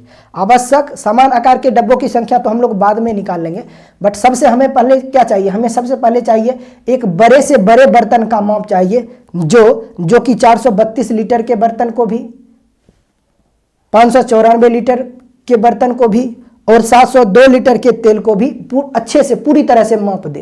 यानी एक बड़ा से बड़ा आपको नंबर चाहिए जो कि 432 को भी डिवाइड करे, 594 को भी डिवाइड करे और 702 को भी डिवाइड करे। तो आप कहोगे कि वह बड़ा से बड़ा नंबर जो होगा वो बेसिकली इसका HCF होगा। यानी कि HCF जो होगा वही नंबर इन तीनों बर्तन के पानी को, है कि नहीं है? मतलब ये कि हमें वह बड़ा से बड़ा जो नंबर चाहिए वो बेसिकली वह नंबर चाहिए जो 432 को भी डिवाइड करे, 594 को भी डिवाइड करे और 702 को भी डिवाइड करे। इसका मतलब वह बड़ी से बड़ी संख्या जो होगी वह 432, 594 और 702 का HCF होगा। तो यहाँ पे HCF कैसे निकालेंगे वो जरा देखिए। एक तो ट्रेडिशनल तरीके से आप डिवाइड के तरीके से आप निकालोगे, वो घिसा पिटा हुआ मेथड है। लेकिन इसके अलावा कैसे हम सोच सकते हैं HCF को, वो देखिए। 3 नंबर दे रखा है, 3 नंबर दे रखा है। पहला नंबर है 432, दूसरा नंबर है 594 और तीसरा नंबर है 702। इन सारे नंबर का हमें HCF निकालना है। तो HCF निकालने के लिए जो सबसे बेस्ट मेथड होता है वह होता है प्राइम फैक्टराइजेशन मेथड। तो इसका हम क्या करना चाह रहे हैं? फैक्टराइजेशन करना चाहते हैं। तो क्या करेंगे वो देखिए। इस नंबर को अगर आप ध्यान से देखिए तो आपको लग रहा होगा ये 216 गुने 2 है, ठीक, 216 गुने 2 है। अब चूंकि 216 को हम लोग 6 की पावर क्यों लिख सकते हैं, 3 लिख सकते हैं, तो वहाँ से हम लोग आसानी से प्राइम फैक्टर के रूप में इसको लिख पाएंगे, ठीक। लेकिन 594 को क्या लिख सकते हैं? ये कोई किसी नंबर के क्यूब के आसपास आपको दिख रहा है क्या? तो आपको टाइम लग जाएगा सोचने में। तो आप क्या करो, यहाँ पे देखिए ये दोनों नंबर जो है ना वह किससे डिविजिबल है? 9 से डिविजिबल है। ये भी 9 से डिविजिबल हो रहा है। 9 से डिविजिबल हो रहा है, बिल्कुल हो रहा है। 9 सती 63, 7 2, ये भी 9 छक 54, यानी दोनों नंबर 9 से डिविजिबल हो रहा है। अच्छा, क्या ये 18 से डिविजिबल हो रहा है? 18 से, 18 तिया 54, 5 4, ये 18 से डिविजिबल हो रहा है। 18 तिया 54 और इधर आपको मिल जाएगा कितना? 16 2, 162, ये भी, यानी ये दोनों नंबर 18 से डिविजिबल है। तो आप क्या कीजिए कि इस नंबर को अगर आप 18 से डिवाइड करते हो तो आपको क्या मिलेगा? यानी इसका फैक्टर हम लोग निकालना चाहते हैं, प्राइम फैक्टर के फॉर्म में इसको लिखना चाहते हैं। तो इसे हम लोग क्या लिख सकते हैं? ये होगा 18 गुने 18 तिया 54, फिर 5 मिल जाएगा 4, फिर 18 तिया 54, यानी कि 33 गुना 18, इसको हम लोग लिख सकते हैं। सिमिलरली इसे क्या लिखा जा सकता है? तो इसे लिखा जा सकता है 18 गुने 18 तिया 54, 18 तिया 54 और रिमाइंडर आपको मिल जाएगा 16 और 2 162, 18 नमा होता है 162, ठीक। यानी 702 को हम लोग इतना लिख सकते हैं, 594 को हम लोग इतना लिख सकते हैं। अब देखिए इसको और कैसे सजा सकते हैं वो जरा देखिए। इस 616 को आप लिख सकते हो 6 की क्यूब और गुने 2, ठीक, ऐसे लिख सकते हो। अब इसको हम लोग क्या लिख सकते हैं? इसे हम लोग लिख सकते हैं, इसे हम लोग क्या लिख सकते हैं वो देखिए। यहाँ पे देखिए इसको लिखा जा सकता है 9, 18 को लिखा जा सकता है 9 गुने 2। अब 9 को लिखा जा सकता है 3 की पावर 2 गुने 2, यानी 18 को हम लोग ऐसे लिख सकते हैं। गुने इसको तो प्राइम फैक्टर के रूप में लिख ही सकते हैं 3 गुना 11, 3 गुना 11। अब इसको आपने प्राइम फैक्टर के फॉर्म में लिख दिया है। अब हमें इसको लिखना है। 18 को लिखा जा सकता है 3 की पावर 2 गुने 2, ठीक, इंटू 39 को लिखा जा सकता है 3 गुने 13, है ना, ऐसे लिखा जा सकता है। अब एक बार और हमें अरेंज करना है। देखिए 6 को लिखा जा सकता है 2 गुने 3 का पावर 3, तो ये हो जाएगा कितना, ये होगा 2 की पावर 4। कैसे वो देखिए 2 गुने 3 की पावर 3 और गुने 2 की पावर 1। तो यहाँ से देखिए 2 की पावर 3 और गुने 2 की पावर 1, गुना में बेस समान रहने पर पावर आपस में ऐड होता है, तो ये हो जाएगा 2 की पावर 4, ये हो जाएगा 2 की पावर 4, ये हो जाएगा 3 की पावर 3, ये हो जाएगा। यानी कि कुल मिलाकर 432 को हम लोग ऐसे लिख सकते हैं। उसके बाद इसको लिखा जा सकता है, इसका पावर 1 ऐड होगा तो ये हो जाएगा 3 की पावर 3 गुने 2 गुने 11, ये हो जाएगा। सिमिलरली इसका भी एक पावर ऐड होगा तो ये हो जाएगा 3 की पावर 3, 3 की पावर 3 गुने 2 और गुने ये हो जाएगा कितना, 13 हो जाएगा। अब इन तीनों नंबर का आपने फैक्टराइजेशन निकाल लिया है, प्राइम फैक्टराइजेशन आपने निकाल लिया है, तो यहाँ से अब इसका HCF हम लोग आसानी से फाइंड कर सकते हैं। HCF निकालने के लिए क्या करना होता है हमें, आपको इन तीनों नंबर का सबसे कॉमन नंबर सबसे पहले आपको ढूंढना है। और कॉमन नंबर में भी जिसका पावर, चूंकि आप HCF निकाल रहे हो, जिसका पावर सबसे लोएस्ट होगा उस नंबर को आपको ढूंढना है। तो सबसे पहले 2 वाले टर्म को देखिए, तो यहाँ पर 2 की पावर 4 है, यहाँ पर 2 की पावर 1 है और यहाँ पर भी 2 की पावर 1 है।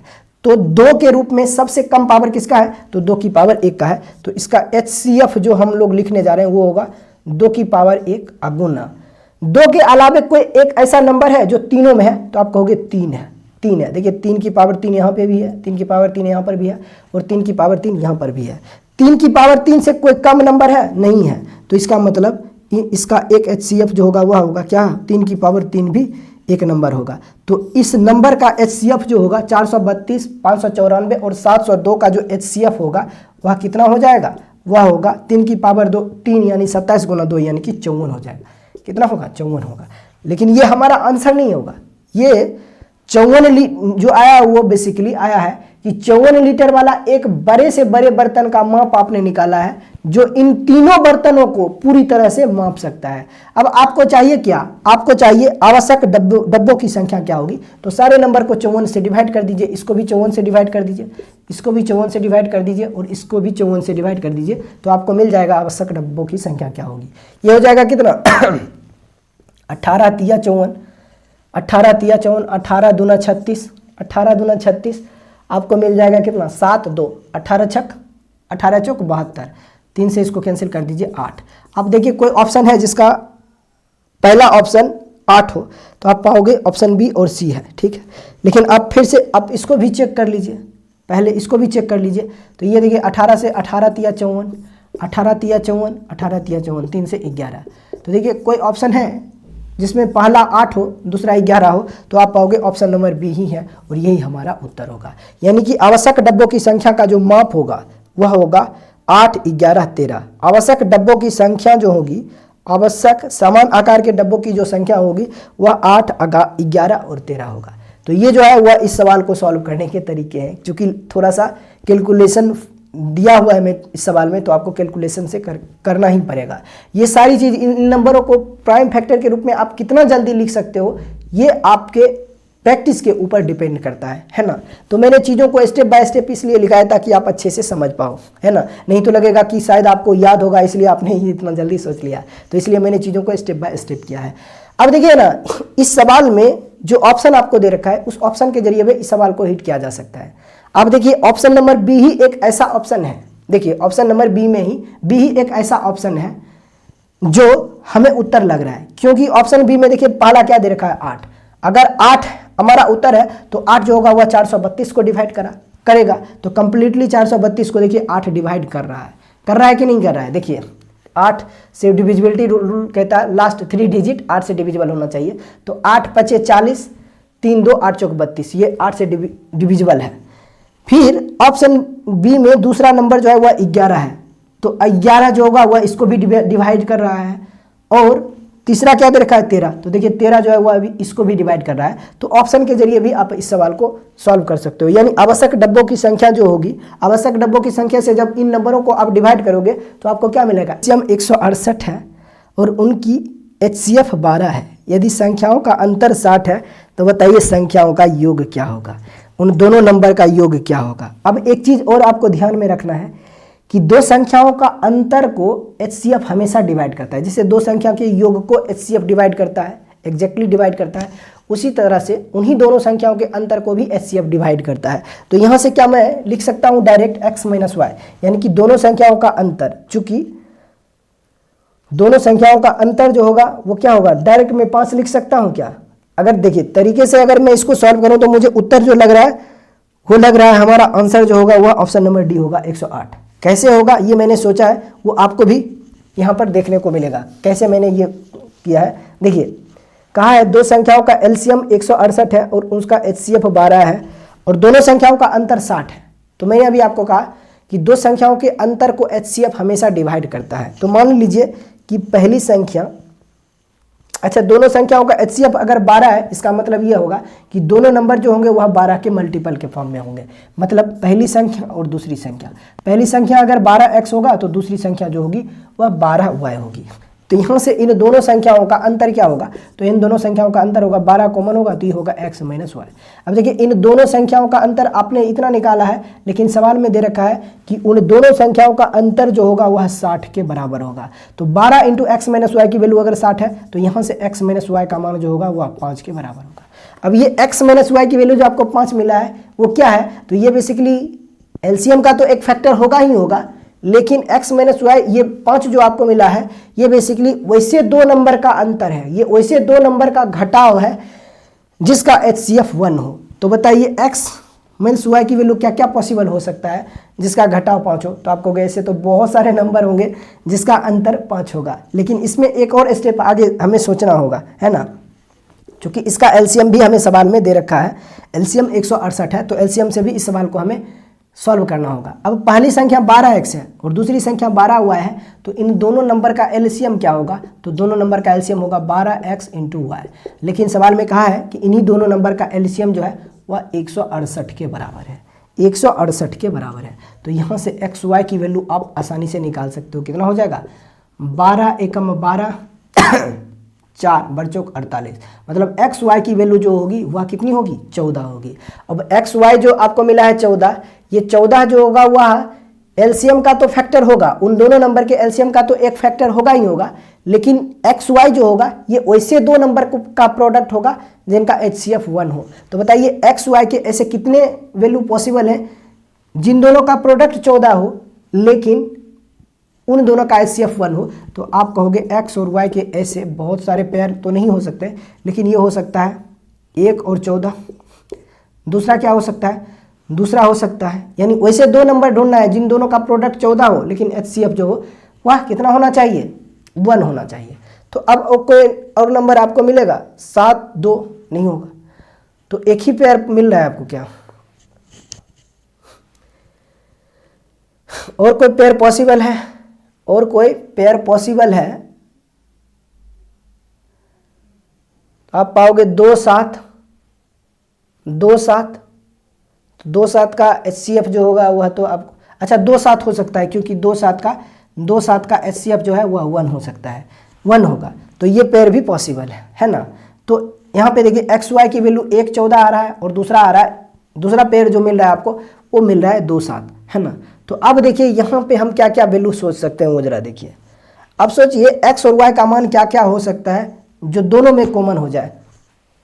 तो आप कहोगे एक्स की वैल्यू अगर मैं 7 लेता हूँ तो वाई की वैल्यू जो होगी वह 2 होगी। दोनों का अंतर जो है वह 5 का भी है और दोनों का HCF जो है वह भी 1 का है। मतलब ये होगा कि x की वैल्यू जो होगा वह 2 होगा तो y की वैल्यू जो होगा वह कितना होगा, 7 होगा। यही एक्स वाई की वैल्यू पॉसिबल है कि नहीं है। तो हमसे क्या पूछा था, हमसे पूछा था कि संख्याओं का योग क्या होगा। तो x की वैल्यू 2, y की वैल्यू जो होगी वह 7 होगी। तो यहाँ से आप निकाल लीजिए संख्याओं का योग क्या होगा। संख्याओं का योग होगा, पहले तो संख्या हो जाएगा 12 दूना 24, पहली संख्या 12 दूना 24 और दूसरी संख्या बरसती 84। तो दोनों का सम जो होगा वह 108 का होगा, यानी ऑप्शन नंबर डी, और ये इस सवाल का उत्तर है। ऐसे आप चीज़ों को सलीके से सॉल्व कर सकते हो। बाकी 18 को, क्वेश्चन नंबर 18 को देखिए। सवाल में कहा है कि दो संख्याओं का गुणनफल 6760 है और उनका HCF 13 है, तो ऐसे कितने युग्म बन सकते हैं ये आपको बताना है। यानी ऐसे कितने पेयर पॉसिबल हैं ये आपको बताना है। बहुत ही सिंपल सवाल है। मैं मान लेता हूं कि पहली संख्या और ये दूसरी संख्या, अगर दोनों संख्या का HCF 13 है तो दोनों नंबर जो होगा वह 13 के मल्टीपल के फॉर्म में होगा। तो पहली संख्या अगर 13x है तो दूसरी संख्या जो होगी वह 13y के बराबर होगी। अब पहली संख्या 13x है और दूसरी संख्या 13y है, तो इन दोनों नंबर का एलसीएम क्या होगा, तो इन दोनों नंबर का एलसीएम होगा 13xy। लेकिन सवाल में दे रखा है इन्हीं दोनों संख्याओं का एलसीएम जो है वह 6760 के बराबर है, 6760 के बराबर है।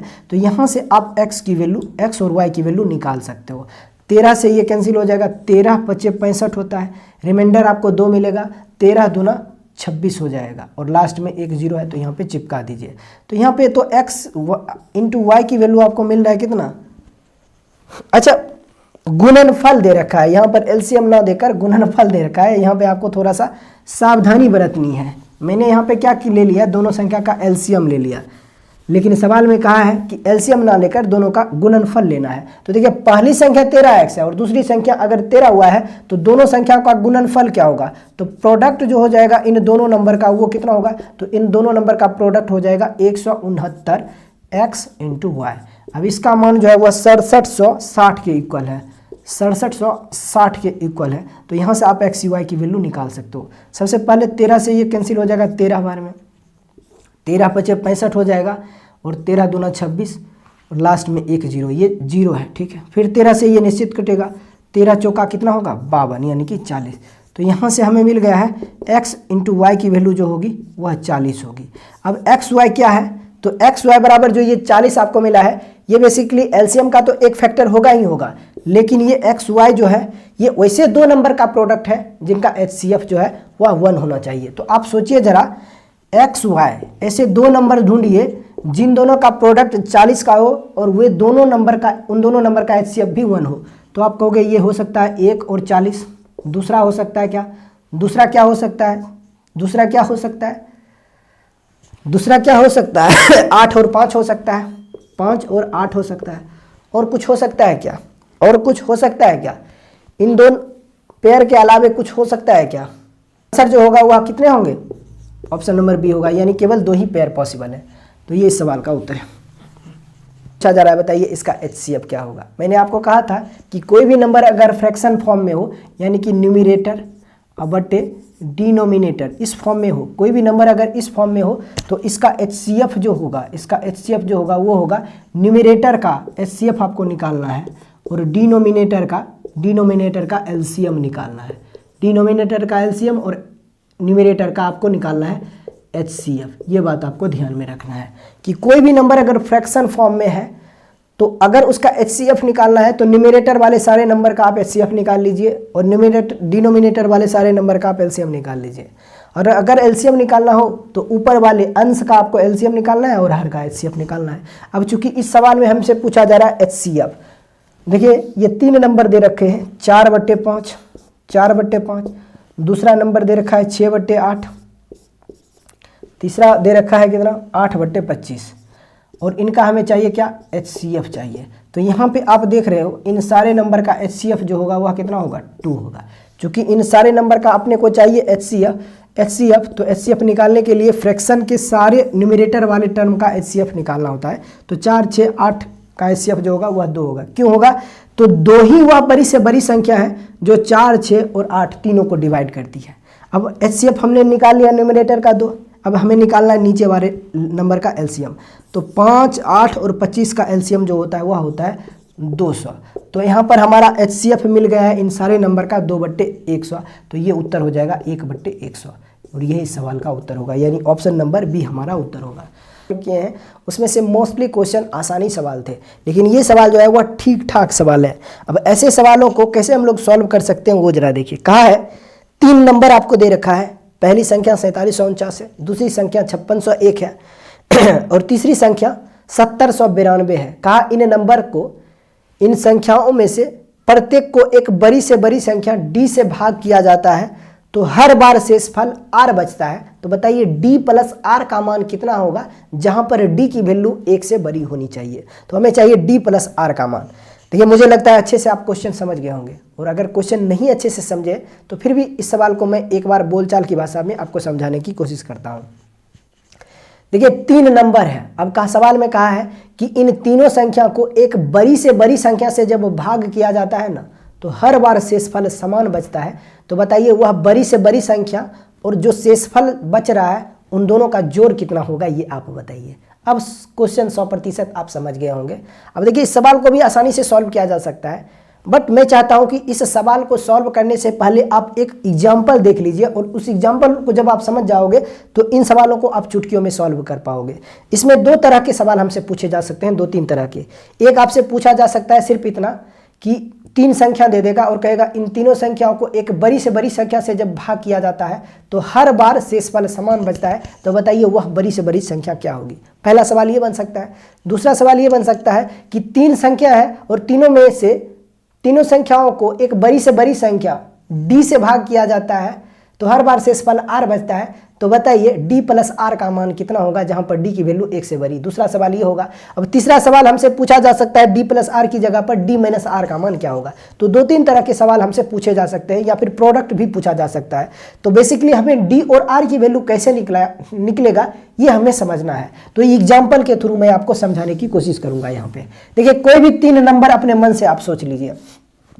जैसे यहाँ पे मैंने एक नंबर लिया 12, दूसरा नंबर मैंने यहाँ पर ले लिया 16 और तीसरा नंबर यहाँ पर मैंने ले लिया, कुछ भी ले लीजिए। जैसे मैंने यहाँ पर एक नंबर ले लिया 28, ठीक, यहाँ पर एक नंबर मैंने ले लिया 28।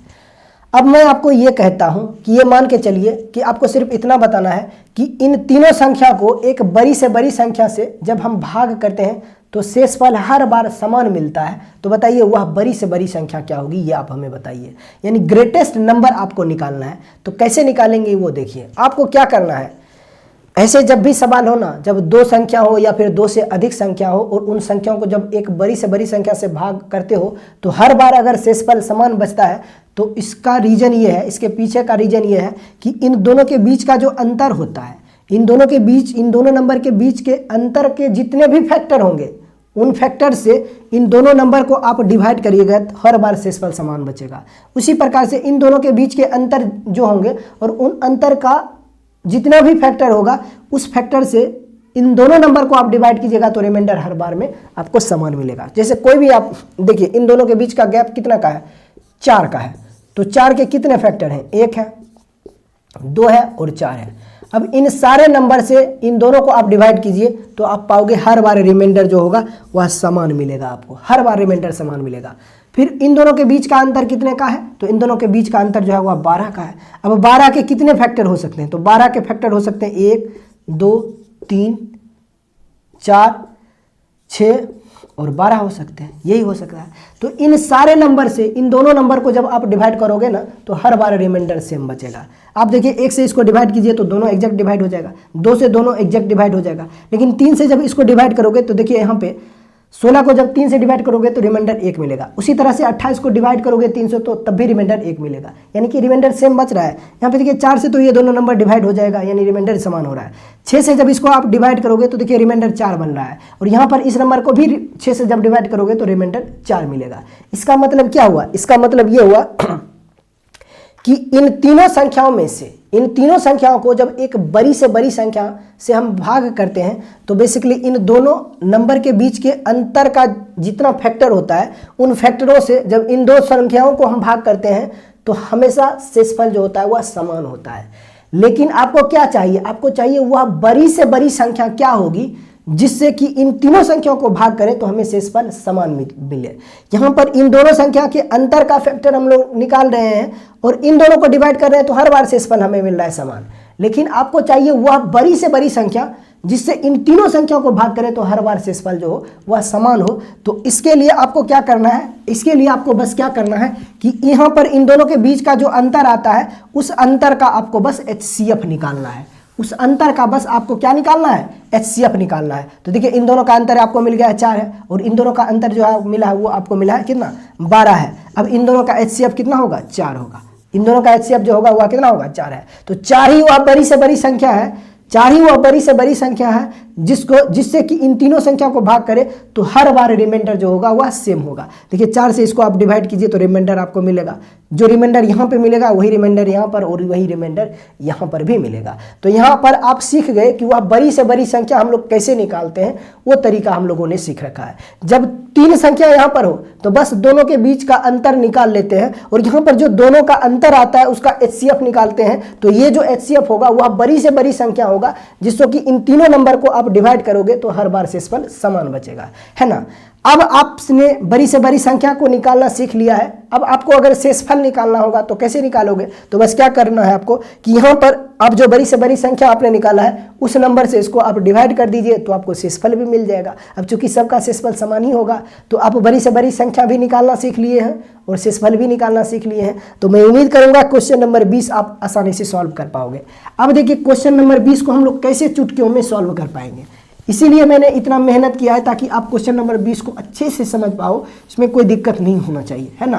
देखिएगा क्वेश्चन नंबर 20 को सवाल में कहा 3 नंबर है, तो मैंने भाषा को पहले से ही आपको समझा रखा है तो मुझे समझाने की कोई ज़रूरत नहीं है, ठीक। 5601, तीसरा है 7092, 7092 है, कितना है 7092 है। अब कहा है सवाल में कि इन तीनों संख्याओं को एक बड़ी से बड़ी संख्या से जब भाग किया जाता है तो हर बार शेषफल समान बचता है। जब इन तीनों संख्याओं को एक बड़ी से बड़ी संख्या d से भाग किया जाता है तो हर बार शेषफल r बचता है, यानी कि समान शेषफल बचता है। तो आपको बताना है कि d प्लस r का मान कितना होगा, ये बताइए, जहां पर d की वैल्यू ग्रेटर देन 1 होगी, यानी d का मान जो होगा वह 1 होगा। तो इसके लिए आपको क्या करना है, बस इन दोनों के बीच का अंतर आपको निकालना है और जो दो अंतर आएगा उसका HCF आपको निकालना है। तो देखिए यहाँ पे अंतर कैसे निकालेंगे, 5601 में से 4749 को माइनस करोगे तो आपको क्या मिलेगा, ये मिलेगा। 11 में से 9 को माइनस करोगे 2 मिलेगा, यहाँ पर आपको मिल जाएगा कितना, ये आपको 9 मिलेगा। 9 में से 4 को माइनस कर दीजिए, कितना मिलेगा 5, यहाँ पे हो जाएगा 5। 15 में से 7 माइनस हो जाएगा, ये हो जाएगा 8 और यहाँ पर आपको मिल जाएगा कितना 4, तो 4 4 0 ही हो जाएगा, ठीक। अब इन दोनों का भी आप अंतर निकाल लीजिए, डिफरेंस निकाल लीजिए। तो 7092 को 5601 में जब माइनस करोगे तो ये देखिए 2 में से 1 घटेगा, 1 बचेगा, ठीक है। यहाँ पे आपको मिल गया 9, ये तो डायरेक्ट 9 ही आ जाएगा। ये आपको मिल गया 0, तो यहाँ पे 10 में से 6 जाएगा तो ये कितना मिलेगा, 10 में से 6 घटेगा तो यहाँ पर आपको मिल जाएगा 4, यहाँ पर आपको मिल गया 6, 6 में से 5 घटेगा 1। यहाँ पर इन दोनों के बीच का अंतर आपको मिल गया कितना, 1491, यही नंबर था। यहाँ पे इन दोनों के बीच का अंतर 1491, इन दोनों के बीच का अंतर 852। अब आपको क्या चाहिए, आपको चाहिए वह बड़ी से बड़ी संख्या जिससे इन तीनों संख्याओं को भाग करे तो हर बार शेषफल समान बचे, यानी हमें चाहिए d की वैल्यू। तो इसके लिए हमें क्या करना होगा, बस इन दोनों का HCF निकालना होगा। अब फिर से HCF कैसे निकाल लेंगे तो वो जरा देख लीजिए। यहाँ पर एक तो ट्रेडिशनल तरीका है, आप आसानी से करोगे, लेकिन वो नहीं करना है। इसको कैसे हम सेकेंडों में HCF इसका निकाल सकते हैं वो जरा देखिए। यहाँ पर ना इसके इन दोनों नंबर के लास्ट 2 डिजिट को देखेगा तो आपको कुछ चीज़ें दिखाई देगी। ये 52 है और ये 91 है। आपको लग रहा होगा 13 से कोई लेना देना होगा, है ना, लेकिन फिर भी इधर 8 है और इधर 14 है। तो इसको हम कैसे ब्रेक कर सकते हैं वो जरा देखिए।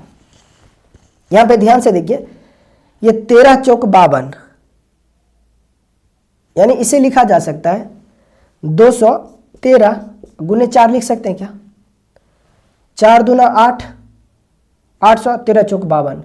क्या 852 को ऐसे हम लोग लिख सकते हैं, दो नंबर को इस 852 को क्या इस 2 नंबर में हम लोग ब्रेक कर सकते हैं? आप कहोगे लिख सकते हो, कोई दिक्कत नहीं है। सिमिलरली इसको हम लोग क्या लिख सकते हैं, 213 गुने 7 लिख सकते हैं क्या? आप कहोगे ये भी लिख सकते हो, 7 दूना 1400 होता है और 13 सती 91 होता है। तो इसको भी हम लोग ऐसे लिख सकते हैं, इसमें कोई दिक्कत नहीं है। अब देखिए इन दोनों में मैक्सिमम कॉमन क्या हो रहा है, तो आप कहोगे इन दोनों में मैक्सिमम कॉमन जो हो रहा है वह 213 हो रहा है। मतलब कि HCF आपको मिल गया है कितना है, 213। और ये HCF जो होता है वही बेसिकली वो आप बड़ी से बड़ी संख्या होता है जिससे कि इन तीनों नंबर को आप डिवाइड करोगे तो शेषफल हमेशा आपको क्या मिलेगा, समान मिलेगा। तो यहाँ से d की वैल्यू हमें मिल गया है 213, d का मान हमें मिल गया है कितना है 213। बट हमें चाहिए अब r की भी वैल्यू। तो r की वैल्यू हमें कैसे निकलेगा पता चलेगा। तो आप क्या कीजिए, एक तो ये है कि आप 213 से इसको आप डिवाइड कीजिए। हमें पता ही है कि 213 से जब इन तीनों नंबर को डिवाइड करेंगे तो शेषफल हमेशा समान मिलेगा। लेकिन आपको क्या करना है, किसी भी एक नंबर को आप डिवाइड कीजिए तो जो रिमाइंडर मिलेगा उसको आपको क्या करना है, जो आपको रिमाइंडर मिलेगा वो आर की वैल्यू होगा, तो दोनों को ऐड कर देंगे तो डी प्लस आर का मान आपको मिल जाएगा, है ना। तो इसके लिए आपको क्या करना होगा वो जरा देखिए, यहाँ पे 213 डी का मान जो है वह 213 है। अब 213 को हमें कितना बनाना है, 4749 बनाना है, इतना बनाना है। मैंने सोचिए कि 213 में मैं ज़्यादा से ज़्यादा कितना से मल्टीप्लाई करूं कि इसके आसपास पहुंचा जा सके, इसके आसपास, इससे ज़्यादा नहीं होना चाहिए, इसके आसपास यानी इससे कम ही पहुंचना है। तो आप सोचिए, आपके दिमाग में चल रहा होगा कि अगर आप डायरेक्ट 23 से गुना करोगे तो 23 दूना 46 होता है, 23 दूना तो ये 46 होगा, लेकिन 23 को जब 13 से मल्टीप्लाई करोगे, 13 से जब मल्टीप्लाई करोगे तब क्या मिलेगा, 13 39, 13 दूना 26, 26 3 कितना होता है 29, तो यहाँ पर मिल जाएगा 229, यानी कि 4600 प्लस 299, मतलब ज़्यादा हो रहा है, इससे ज़्यादा हो जा रहा है। तो 23 से आपको मल्टीप्लाई करना नहीं है, तो इससे एक कम कर लेते हैं, 22 से इसको मल्टीप्लाई करके चेक करते हैं क्या इससे ज़्यादा तो नहीं हो रहा है। तो 213 को जब आप 22 से मल्टीप्लाई करोगे तो आपको क्या मिलेगा, देखिए हमें जो चाहिए 213 को हम चाहते हैं 213 में मैं कितना से मल्टीप्लाई करूं कि 4749 के आसपास पहुंचा जा सके, कितना के आसपास, 4749 के आसपास पहुंचा जा सके। तो आप कहोगे 213 को अगर आप 22 से मल्टीप्लाई करोगे तो देखिए 22 तिया 66 होता है, अरे आपको बच जाएगा 6, फिर 22 एकम 22, 22 6 होता है 28 का 8, बाकी 2, 22 दूना 44, 44 2 कितना होता है 46। तो यहाँ पे जो देखिए जब 213 को हमने 22 से मल्टीप्लाई किया तो हमें क्या मिल रहा है, 4686 मिल रहा है। और यहाँ पर क्या है, 4749 है, क्या 4749 है, ये 4749 है। तो 213 को जब हमने 22 से मल्टीप्लाई किया तो हमें मिला है इसके आसपास का नंबर 4686। अब इसको इससे माइनस कर दीजिए तो आपको शेषफल मिल जाएगा, यानी आर मिल जाएगा। तो जस्ट सिंपली हमको क्या करना है, आर की वैल्यू निकालना है।